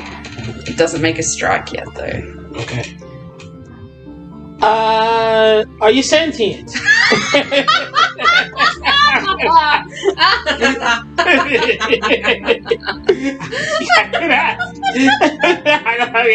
You said it's sentient, but I don't know. Oh, all right. Okay. The shrub just shudders in response. Do you understand the words that are coming out of my mouth? The bush shudders again, then reaches out a quick vine and like just whips you across the face, like. Okay, keep your hands to yourself. Thank you. What do I need to do to get past you? I mean, we could fight, but I mean, it'd be much more efficient use of my time if we just communicated like sentient beings. I mean, it's on the line. It doesn't give a shit about you. It just kind of just stays there, just unmoving. You know what? Mama always said, be polite. Can I get past you, please? It shudders again. Is there something that you want in exchange for me not burning you to the ground? It kind of just... what's my map? There's too many things to look at. If Owen was here, he would be like, we could burn the bush. Owen would love to just burn it down. Okay, why not? On the fly. It kind of shudders and kind of points to the other corridor. Like brings a branch out and kind of motions to the other corridor that you didn't go down. Okay, so what you want is in there? And it shudders again. That means yes. Okay. If I go and will I know what's in there that you want when I see it? It kind of grabs, it kind of forms like a little hand of branches and plucks one of the leaves and like holds it out before you, one of its leaves. Okay, so I grab it, I'm like, you want me to plant this? What are you saying? It just shudders and motions go that way. Okay, so I take it and I put it away, and I'm like, I'm gonna go down that hall and hope that whatever it is that you want me to do is so obvious that I'll be able to do it. Otherwise, I really don't want to burn down trees. I like trees. Okay, I'm a conservationist at heart. Okay, just need you to know that. I love trees. I'd hug you, but you're kind of giving me weird vibes right now. So like, you know. All right, so I'm gonna go that way. Is that cool? It shudders again. Like you can't communicate any other way. It's sentient, but it doesn't have a face. Fine. So I go that way, and I try to go up the corridor from the other side that allows me entering from that room. Alright, so you go down that corridor and you actually see a wall. The corridor ends at the wall and there's a ladder that seems to connect so you can jump over. Okay. Either side. Okay. Give me 1 second. Part of me wants to see if I could go through this campaign without violence. But if I could, great. If I can't, well, then we'll see what happens. So, yeah, you describe where you're going, what you're doing. I hop the ladder, I come down, and I walk down that corridor hoping to find something that might interest the sentient bush. Okay. You ascend the ladder. And you jump down the other side. Roll me a DC saving throw for dexterity. A DC. DC. That's what, 6-sided die? No, it's a 20. It's a 20. Where's your saving throw? Dexterity. She got a +7. Yeah. To Okay. whatever this is. And 6 + 7. Yeah. What's that? 13? Yeah. You don't make it. Oh my god, okay. As you land on the ground, several spikes and traps protrude up through the ground, and they pierce up through your feet. Ew. Giant stabbing spike trap goes ka-chunk up into you and pierce through the bottoms of your feet. Ouch. And you take... You didn't do any kind of perception checks at all, and you're lucky so far. 5d4 piercing damage. Jesus. 5 of them?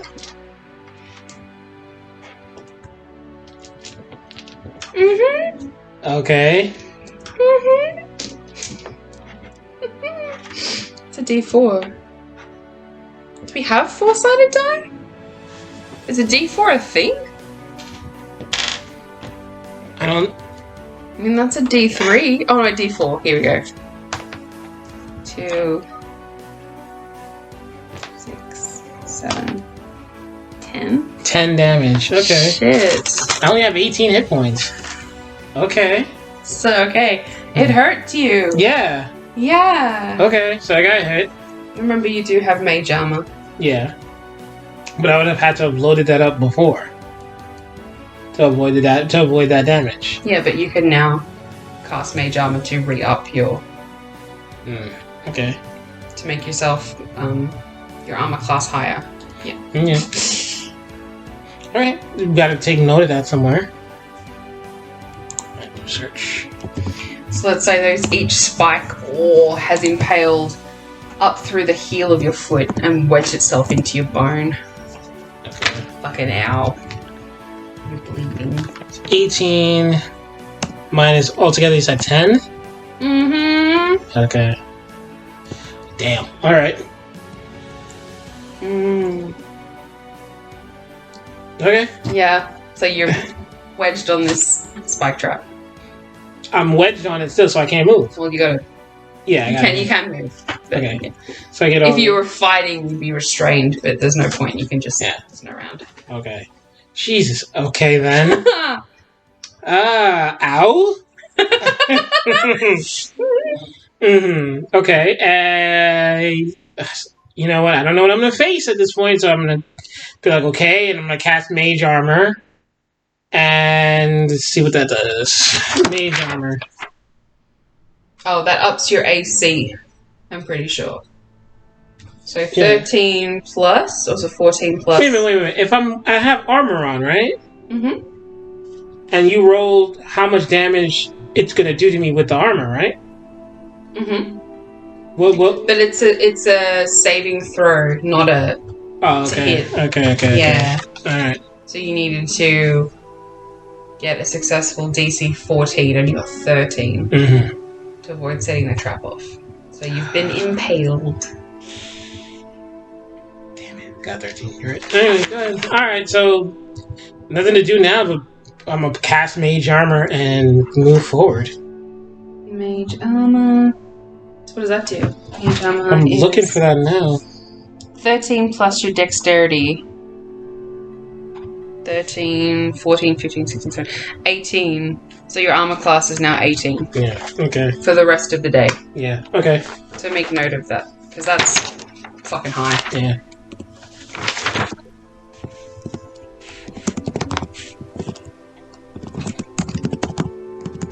Oh, for 8 hours, but whatever. Yeah. Okay. Damn. Okay. So, alright, so I keep pressing forward. Nothing I can do about it now. Alright, you're in that cylindrical room that looks like it used to be filled. There's grime and everything that's been kind of drained out the bottom of it. There are 2 ways you can go, obviously, around that you can explore. One leads to another ladder and a jump, and another leads to a kind of a dark tunnel that the water looks like it should be flowing through. Can I use my dark vision to look down that dark tunnel and see what's there? Sure, it's only... I don't know. How far can you see down that? 120 feet? 120 feet in the dark. Superior dark vision. Oh, okay. You see, clogging, it looks like, the pipe, a leafy mass. Mm-hmm. Okay, so I head down. Oh, can I investigate to make sure? Can I use perception to see if there's any more traps? Sure you can. Roll me your perception check. Jesus, perception check. 15 plus 1. 16. As far as you know, the floor looks smooth. Okay. There's nothing in the walls. Cool. So I go down and I investigate. Oh, but you do hear the plate behind you go ka-chink and everything lowers and the spikes lower back into the ground. Uh-huh. And then it looks unseen again.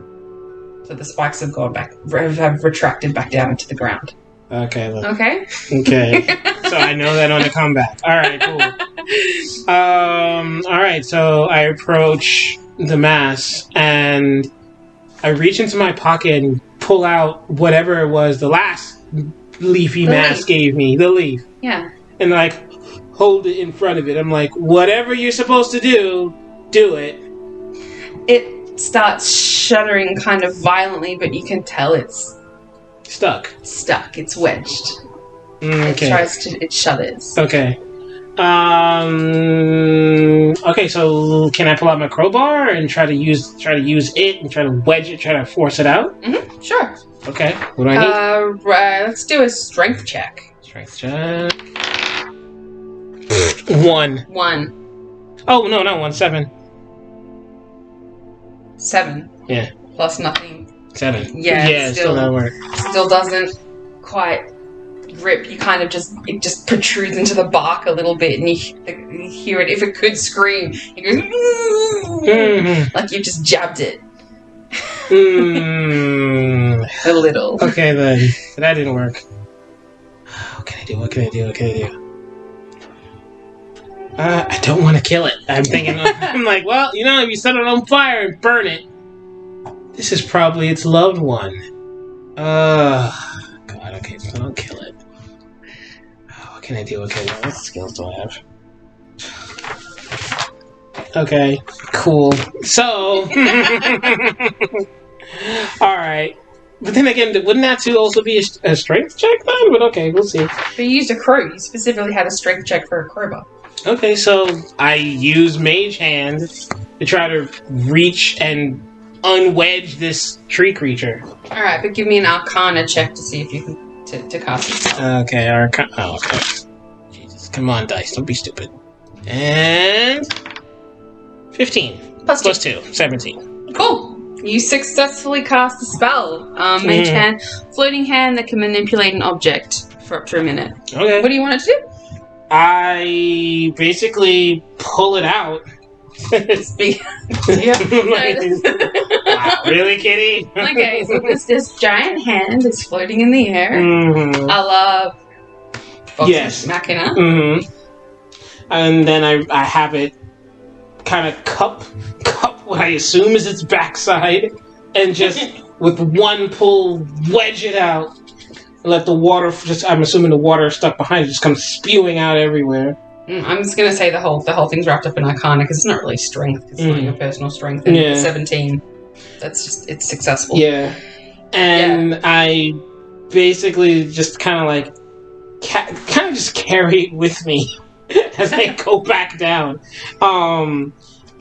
Keep in mind of that fucking trap. Well, there's a wall of water starts coming towards you, so I need a dex saving throw. Okay. Oh my god. Come on now.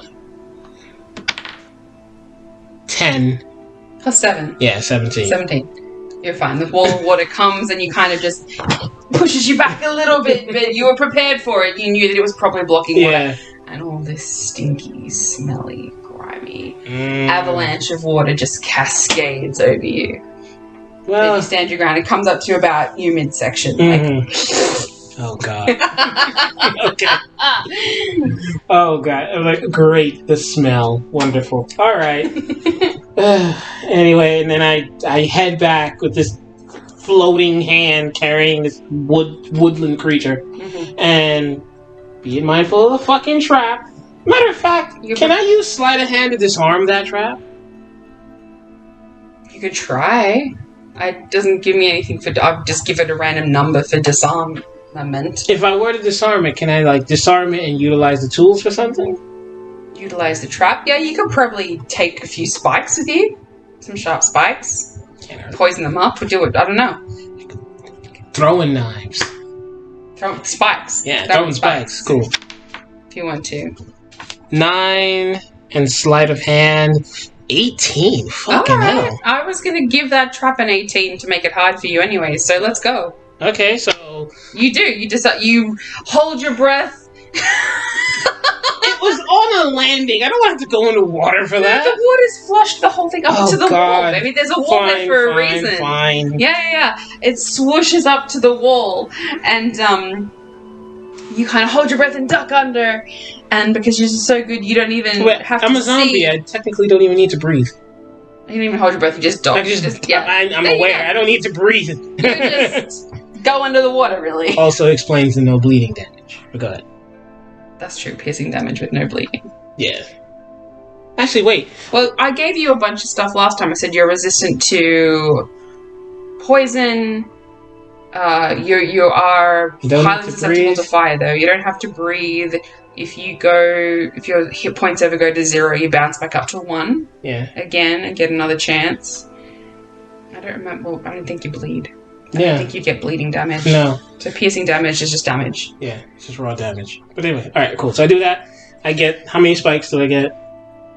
Let's say there were 6 spikes. Okay, so your feet landed on 2 of them. Yeah, so I got 6 spikes now. You get 6 metal spikes. 6 metal spikes. To then poison up with the necrotic poison so I can chuck those at people and watch them slowly die. Anyway, so cool. Now I don't have to worry about that. Hop back over the fence, hop back over the wall, and I approach the one leafy bastard with the other leafy bastardette. I'm assuming. Who knows? It could be 2 dudes. Doesn't matter. And I'm like, you left this in a hole. It shows with excitement and extends its arms out, and the other leaf, it's a beautiful reunion. The other leafy creature extends its arms covered in shit and filth out into the to the other shrub, and they kind of just like contort themselves into like one giant shrub, and then back in against the wall, so that your path is now clear. Isn't love grand? All right, and all I have to do is get fucking impaled for it. But okay, cool. And I walk past into the door. Wait, and as you do it, a branch reaches out and it kind of holds you for a second. Like, come on, man, we had a deal. The arm of the tree starts to slowly glow with like an energy that starts to like radiate, and it grows bigger and bigger, and it starts to envelop you. You stay where you are. Yep. It gets bigger and bigger and bigger until you're kind of enveloped in this beautiful, glowing, kind of like bluey white aura. And then the branch wraps itself around your waist, and you feel like a pulsation through your dead body or whatever. And you gain some hit points back, my love. The tree is healing you, so thank you. 6, 7. You get 7 7 hit points back. Okay. What? 6, so 8 plus 7. It's 15. I'm almost... Yeah, okay. 15. I'll take that. I'll take that. You laughed like it was nothing. I'm like, the tree's helping you back. Yeah, okay. Thank you. It just casts an aura of vitality. There we go. On you. 15 points. I don't know how that works with undead, but fuck it, it does. Fuck it, it does. It does. It does. It does. Alright. There you go. The pathway is now open. How do you wish to proceed? What do I see? Do I see a door? Do I just see a dark path? What do I see? Okay. You turn around the corner. Try and describe this to you.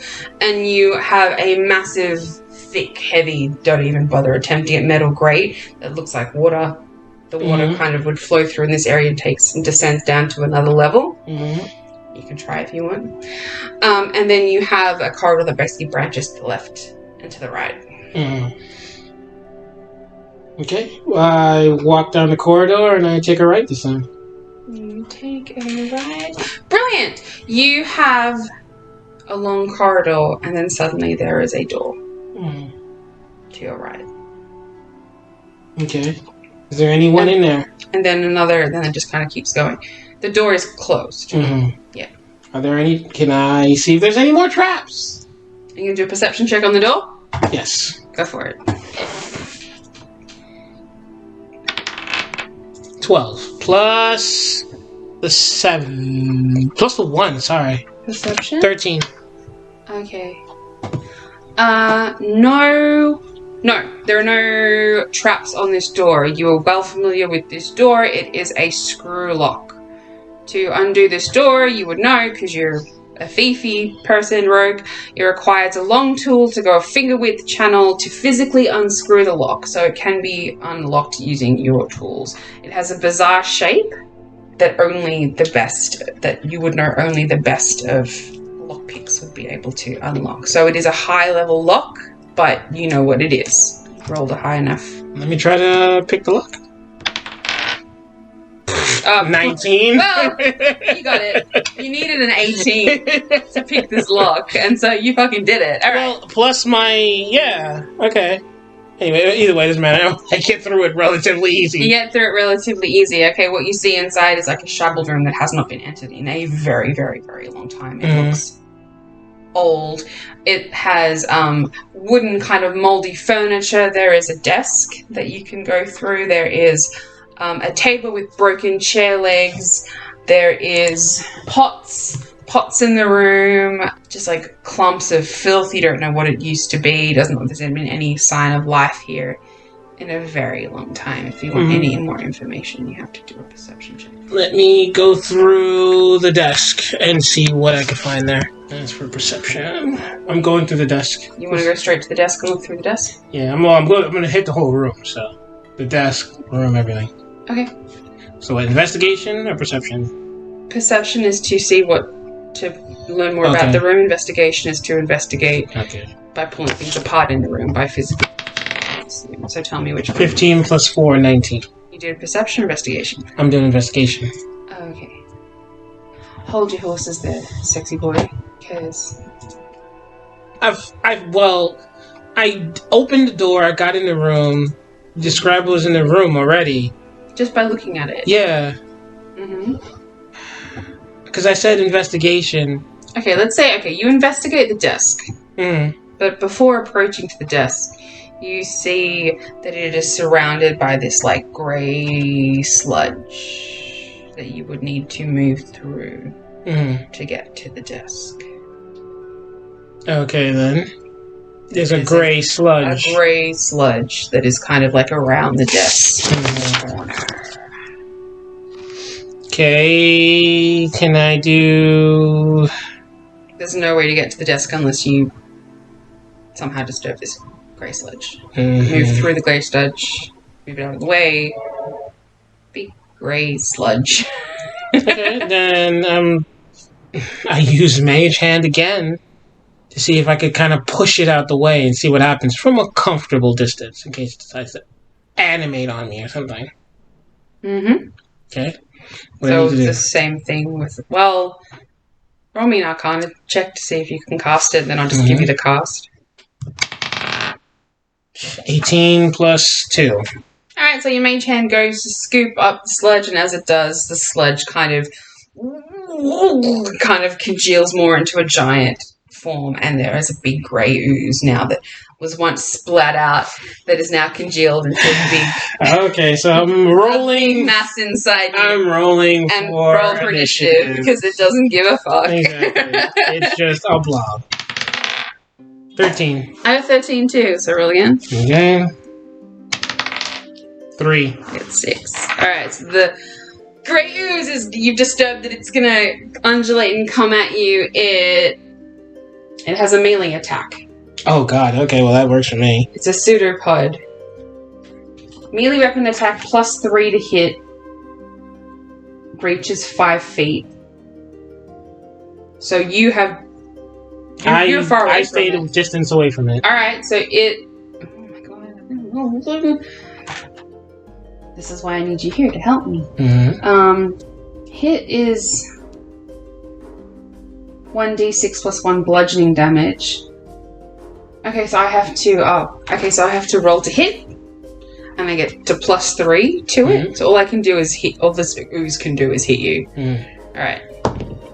1 plus 3 to hit is 4. No way in hell. So the ooze mounts up, it tries, well, it's too far away, let's say, and it mounts up to get you, and it kind of slams its fat, wobbling body down, and it kind of just flails a few feet in front of you. It doesn't hit you, and then it kind of okay. globs back up again. Okay, well, that's interesting. I'm just gonna not fuck around because I'm not in the mood. Burning hands, please. Burning hands! It's probably pointless to hit ooze with melee. Okay. So roll to hit. Roll to hit. Fuck. 7. All you needed was an 8. Do you have anything to add to it? I probably do. Oh, wait, hold on. Do you add anything? I have initiative plus 5. So should I have gone first? Yeah. We keep forgetting how to read the stats. You're right, okay. So let's re-roll that, shall we? So, okay, I go first. Okay, well, the 13 and 13, you would have got 16. Yeah. Let's just reset. So the blobs, it's still there, though. It's still there, It's just further away now. So it doesn't even do it. Alright, so... Wait, so this all still kind of counts. Let's go again. Fuck it, let it count. Go again. Oh, you missed? Because, no, I got a... I was saying, you don't add anything to your, Oh, yeah, that's what we want to check. Roll to hit. Do I get anything to hit? Anything to add to that? No. 13, and you said I needed a 14. No, all you needed was an 8. Then I must have got, like, what, a 6? You got a 7. 7. Okay, so I missed. You missed. So... Shit. Okay. So... Remember, it needs an 18 to get you. Yeah, so...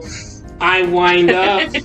I'm like, I'm not fucking around. My hands glow with fire. Actually, is it a melee attack or is it... Whatever. It's magic. It is a melee. It's magic. It's magic. So... And I go, and as I swing to kind of throw some fireball is a move in and of itself. Burning hands something different.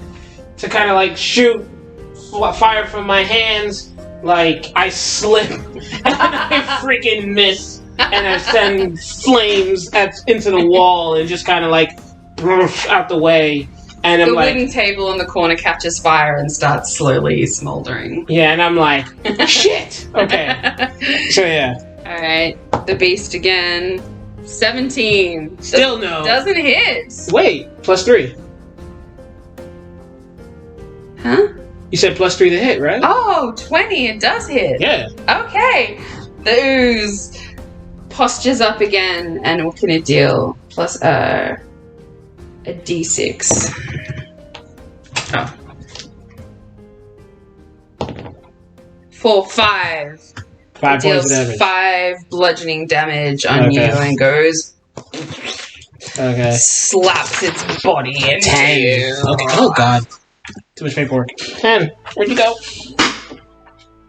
Yeah. You kidding? I mean, I'm gonna swing at this blob. Does that even make sense to do? I mean, yeah. Maybe I'm overanalyzing it.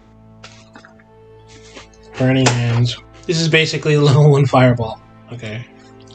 So, essentially, if I were to use it, it's 4d6s.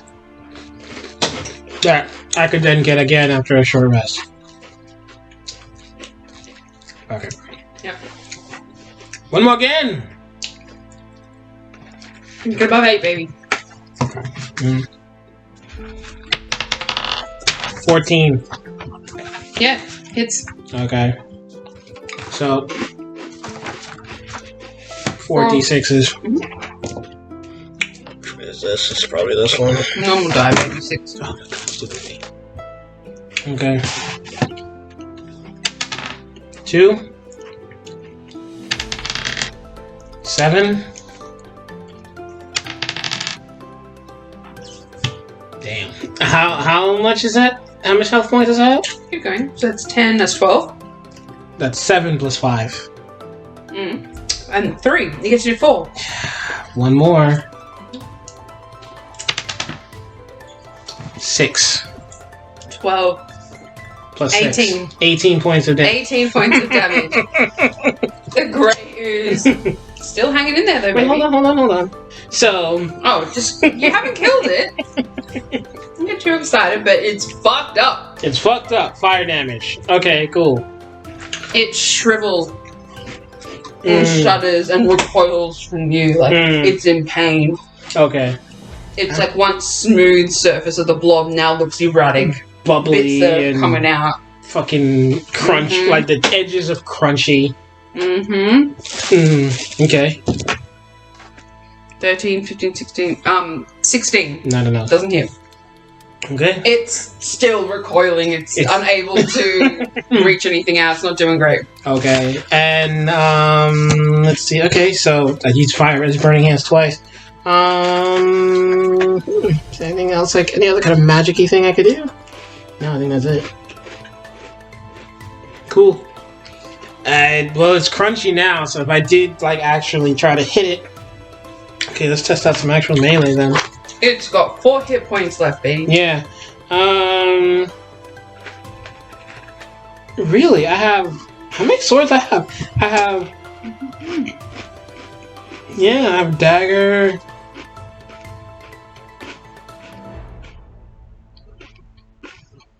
Okay. I want to finish it off by using my rapier on it, I guess. Let me roll for hit. And, oh, that's right. You have one and I have one. They're both over there, right?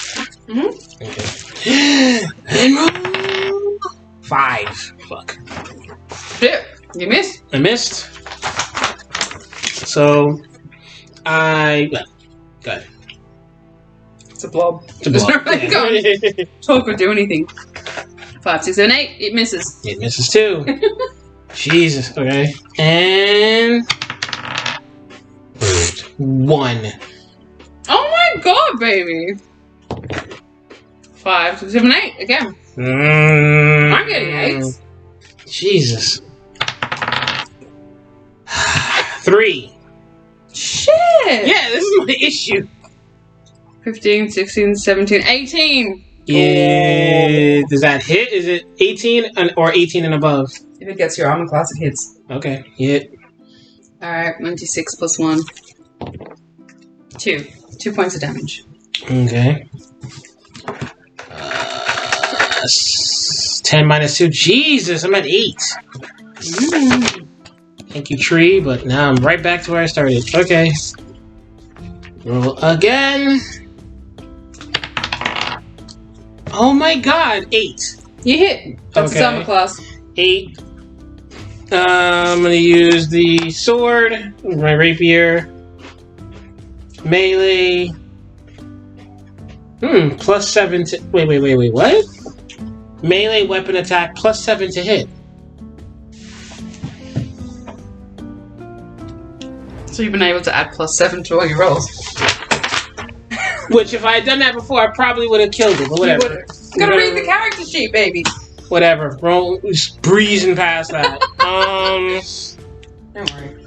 1d8 plus 5 piercing damage. 1d8 plus 5. Oh my god, where's the d8? That's a 9. That's a 12. This is probably it. 6, 7...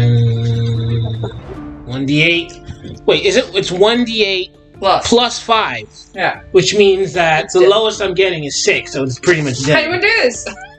Sure, let's see. Alright, flourish. Did you get a 1?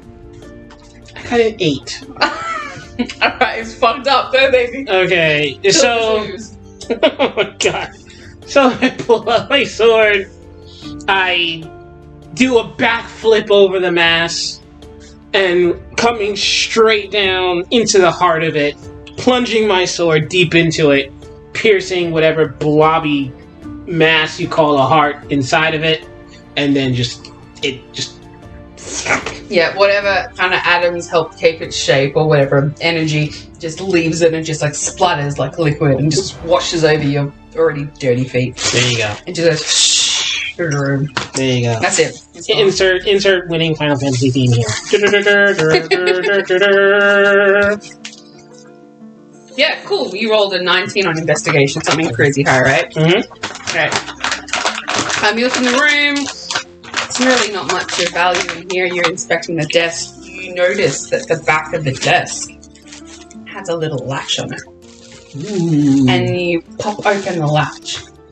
And these 2 glowing vials.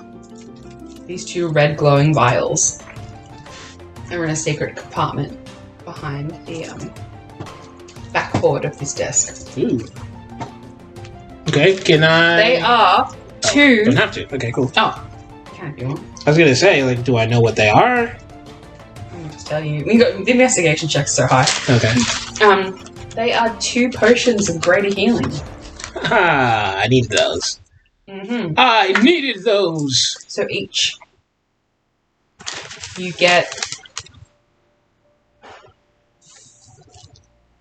4d4s plus 2 worth of healing. 4d4s. Okay. Let me roll, because I'm... so let me just use 1 for now. After I finish taking this bite.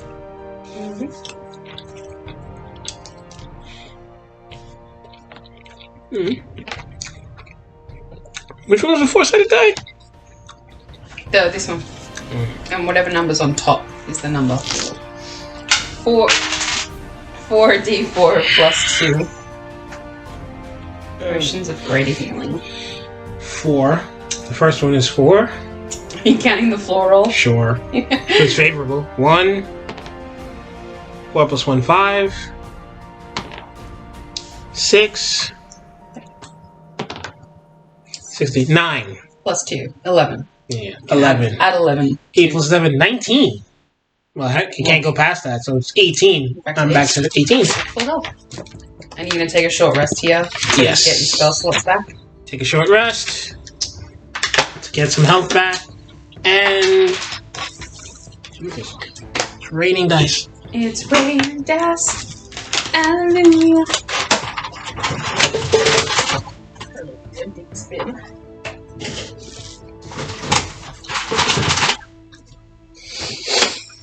Mm-hmm. Alright, let's take a short rest. You want to keep going? You happy playing? Yeah.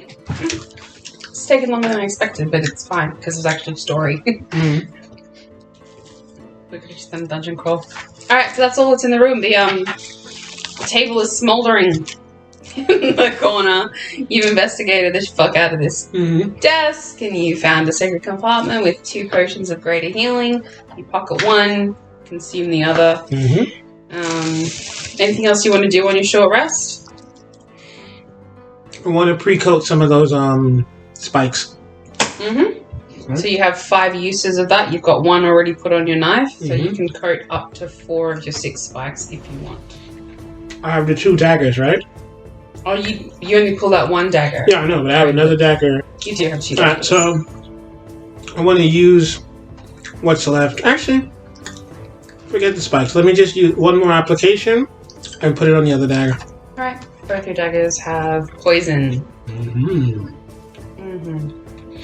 That deal additional poison damage to your swords. After I rest up, I get up. What are my pathways available to me? Just trying to make it simpler so you kind of get where you need to go without too much complication.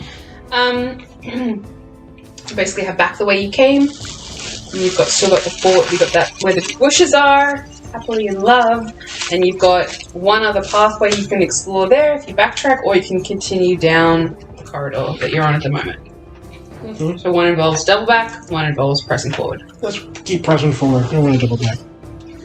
You follow the corridor down, you come to a turning point. The corridor seems to take a slope and descend down, but it's dry. Water doesn't come down this area. It's dry.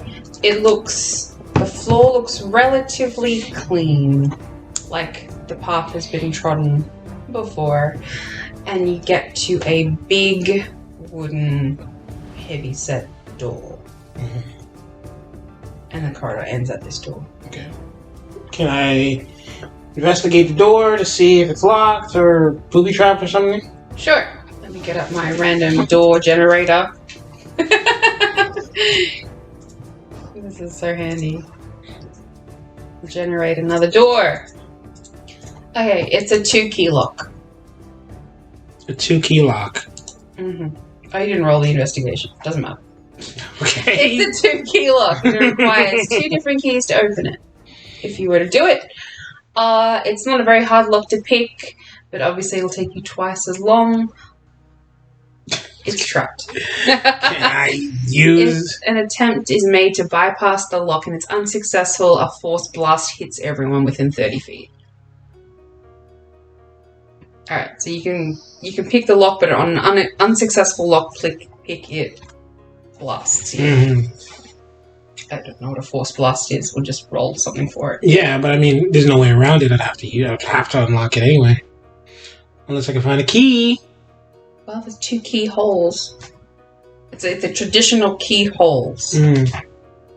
Which would require me to have 2 keys that I don't have.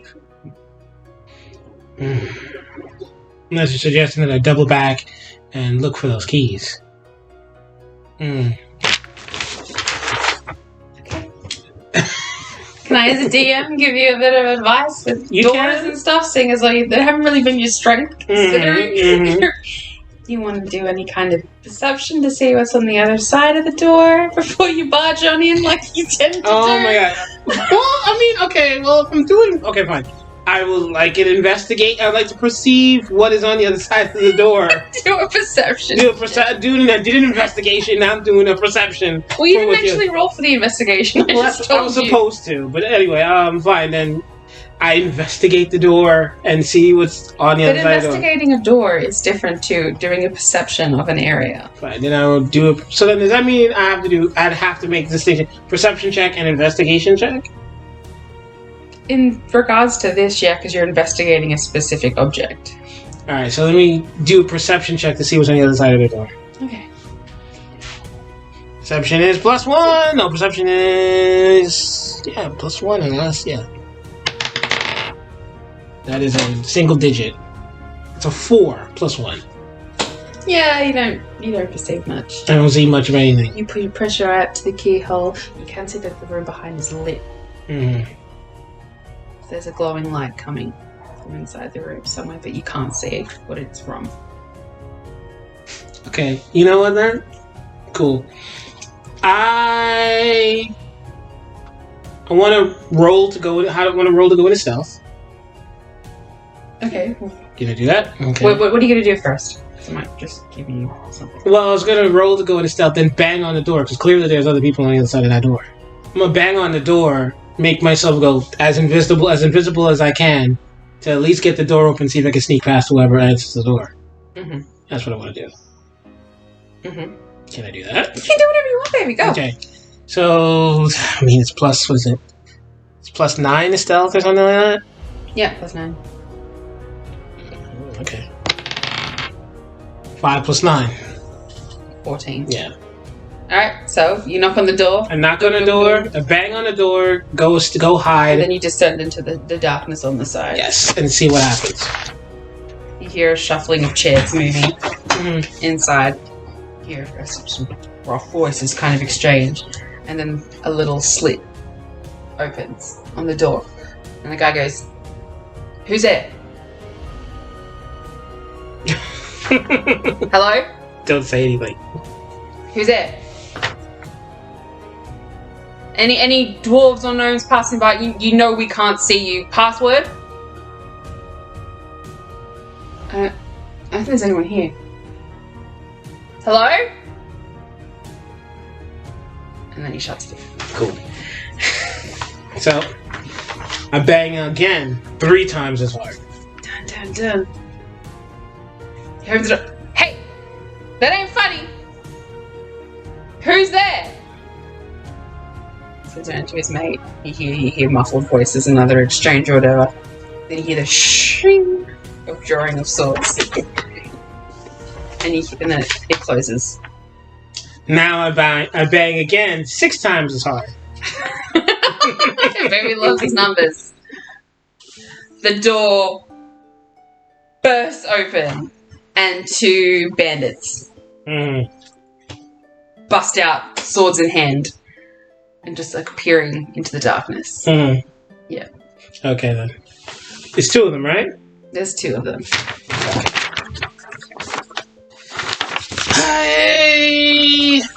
I'm successfully within stealth, right?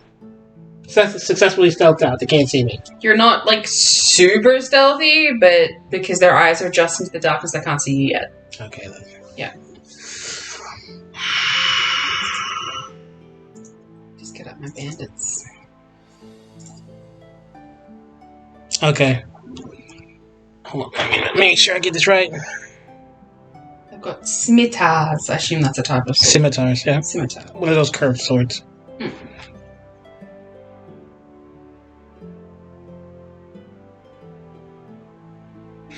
Okay then. Screw it. So I'm not invisible. I'm gonna sneak attack one of them. You can sneak attack. Is what I'm basically trying to get across. They don't see you. Go for it. And so they don't see me. And I want to use. I remember when I said I have those 2 daggers, both with the poison on it. Right. So I want to stab. Should I just wait? I could throw it. Throw them. So this is crazy then. So you've got your +7 to hit, and then you've got 1d4 +5 of piercing damage on a dagger, plus with your sneak attack 2d6s of additional damage, plus the poison damage that I'll give you, and because you pay so much money for it, I'll say that's an automatic +6. Yeah, just make sure you get that formula ready. That's a fucking huge. These daggers are fucking mighty weapons. Exactly. Baby. So, and now my only thing is I got to decide: do I want to throw them? Because apparently, if they're thrown, I get some extra. No, you get a disadvantage if you're further than 20 feet, and you go to throw them. You don't need advantage of an enemy. Wait, no. This is what I'm saying. Okay, because alright, first establish situation. The door is, let's say this is the door, right? I was banging on it. I got to be close enough to bang it, so I can't be like 20 feet away. I'm like, I'm within 10 feet. Yeah, I'd say like if this was like if this was the door here, you'd be where that is. Right. And the corridor's probably about this wide. Yeah. It's the tunnel you've been moving down. So the light just goes through, and the light just kind of pierces straight through. And so if you're kind of in the off corner, yeah, they don't see you. They won't see you immediately on their sides. Right. But so I could either I'm within. So basically, what I'm saying is, I'm within the 10 feet to throw, or if I run up and stab them. Yeah. So I have both options. Now, if I have 2 daggers, can I do dagger per target? Okay, then so I could hit them both with. Okay, so I could and still have that type of damage on 2 targets. It's your OP weapon, but you haven't used it yet. Yeah, you've been using your rapier and magic, but this is your bread and butter. Right. So, Jesus. Did I say +6 poison damage? So you've automatically got an 11. This is what I'm saying. Each dagger is 1d4 +5, and then all plus. Once per turn, deal plus 2d6s. 2d6s. So if it's a sneak attack, which it is.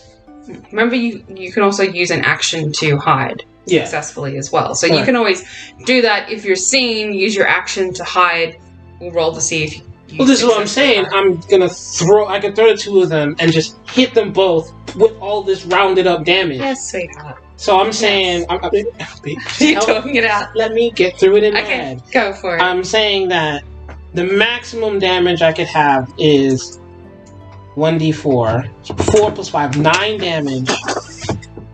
Jesus, plus 2d6s, so that's 9. I'm talking highest range. So that's 9 plus 12 plus the necrotic damage. The poison necrotic damage. Yeah. Which is 6 plus 6. You realize we're already over 20 per dagger. Mm-hmm. You're one person. You had to have something that could help you take down all these enemies. And you're squishy. You've only got 18 hit points, babe. Yeah. You need to be able to just take people out. So you haven't got to the thieves' base yet. Oh, wait a minute. And then on top of that, if I roll a 20, it's doubled if you roll a crit. So we're talking potentially one-shotting 2 dudes. Yeah. Well, you don't know what the hit points are on these bandits, but I'm pretty sure you're okay. Okay, anyway, fine. Let's just do the math. Alright, so exploratory. Roll to hit on for both daggers for your sneak attacks. This will be fun to listen back to us being like, it's this. Oh my god. Wow. 19? 19. Definitely hit. That's the first guy. You want to aim for the second guy as well? You got to roll to hit on the second dagger. Second guy? Okay. 13. It hits. Armor class of 12. They're already wearing leather. Okay, so that's 17. Okay, so now roll damage. So now let's do the math. Let's also do the math. Okay, so first of all, we got to figure out the dagger's base damage. 1d4. 1d4. Cool. Which is this funny one. Mm-hmm. Okay. 2 plus 4. 7. 2 plus 5. Plus 5. 7. Plus 2d6s. Let's make sure we just get the math right on this, because. Okay, so 7, and then d6s is their standard dice. 7 plus. Oh my god. 5. 12. Yeah. Okay. Plus. 12 plus. Really enjoying it. You love the math part? This is okay. 12 plus 5. 17. Yeah. Plus 6 poison necrotic damage. Ah. No, you don't have to roll for it. Oh, you just get 6. That's 23 damage. To 2 of these dudes. To one of them. Now you gotta roll for the other one. Oh my god, okay, fine. 23. You make 23. That's. You don't have to remember, baby, you killed him. Roll for the other guy. I just want to see what you get. Okay, so that's 1d4, which is 1. Okay. Plus 5. Plus 5. Okay, 6. That's 2d6s. That's 2d6s. Okay, 4. 6 and 4, 10. 10. 10. 16. 16. Plus 6. Plus 6. Jeez. 22. 22. You want to do this? These guys come out with their swords. Show yourself! And? Show yourself! I'm just like, pull out my dual daggers, and I'm like, your mom! And I throw it at both of their heads, and they both just slide into you just hear as it just lands into their carotid artery, and they just they just drop to the ground as their mouths start to foam up as the poison seeps in and the blood drains from their bodies, and they just expire. And that's it. The last thing both of them hear is your mom.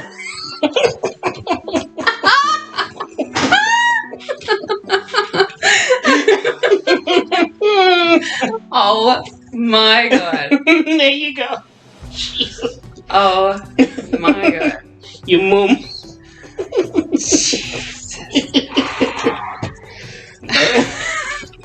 And then there's the dead bodies just piled dagger at each of their necks in front of the floor. Dead. bastards. You pull out the blades and you just flick the blood off. Contentedly, it splutters up the walls and you just put them back in their sheaths. And proceed to rob them. Oh, you rob them. All right. I take all the gold, whatever they have on They've them. got the swords. Yeah, they've got a couple of pieces of silver on them. Give yourself like 10 silver pieces, I'm sure. Plus 10 silver pieces.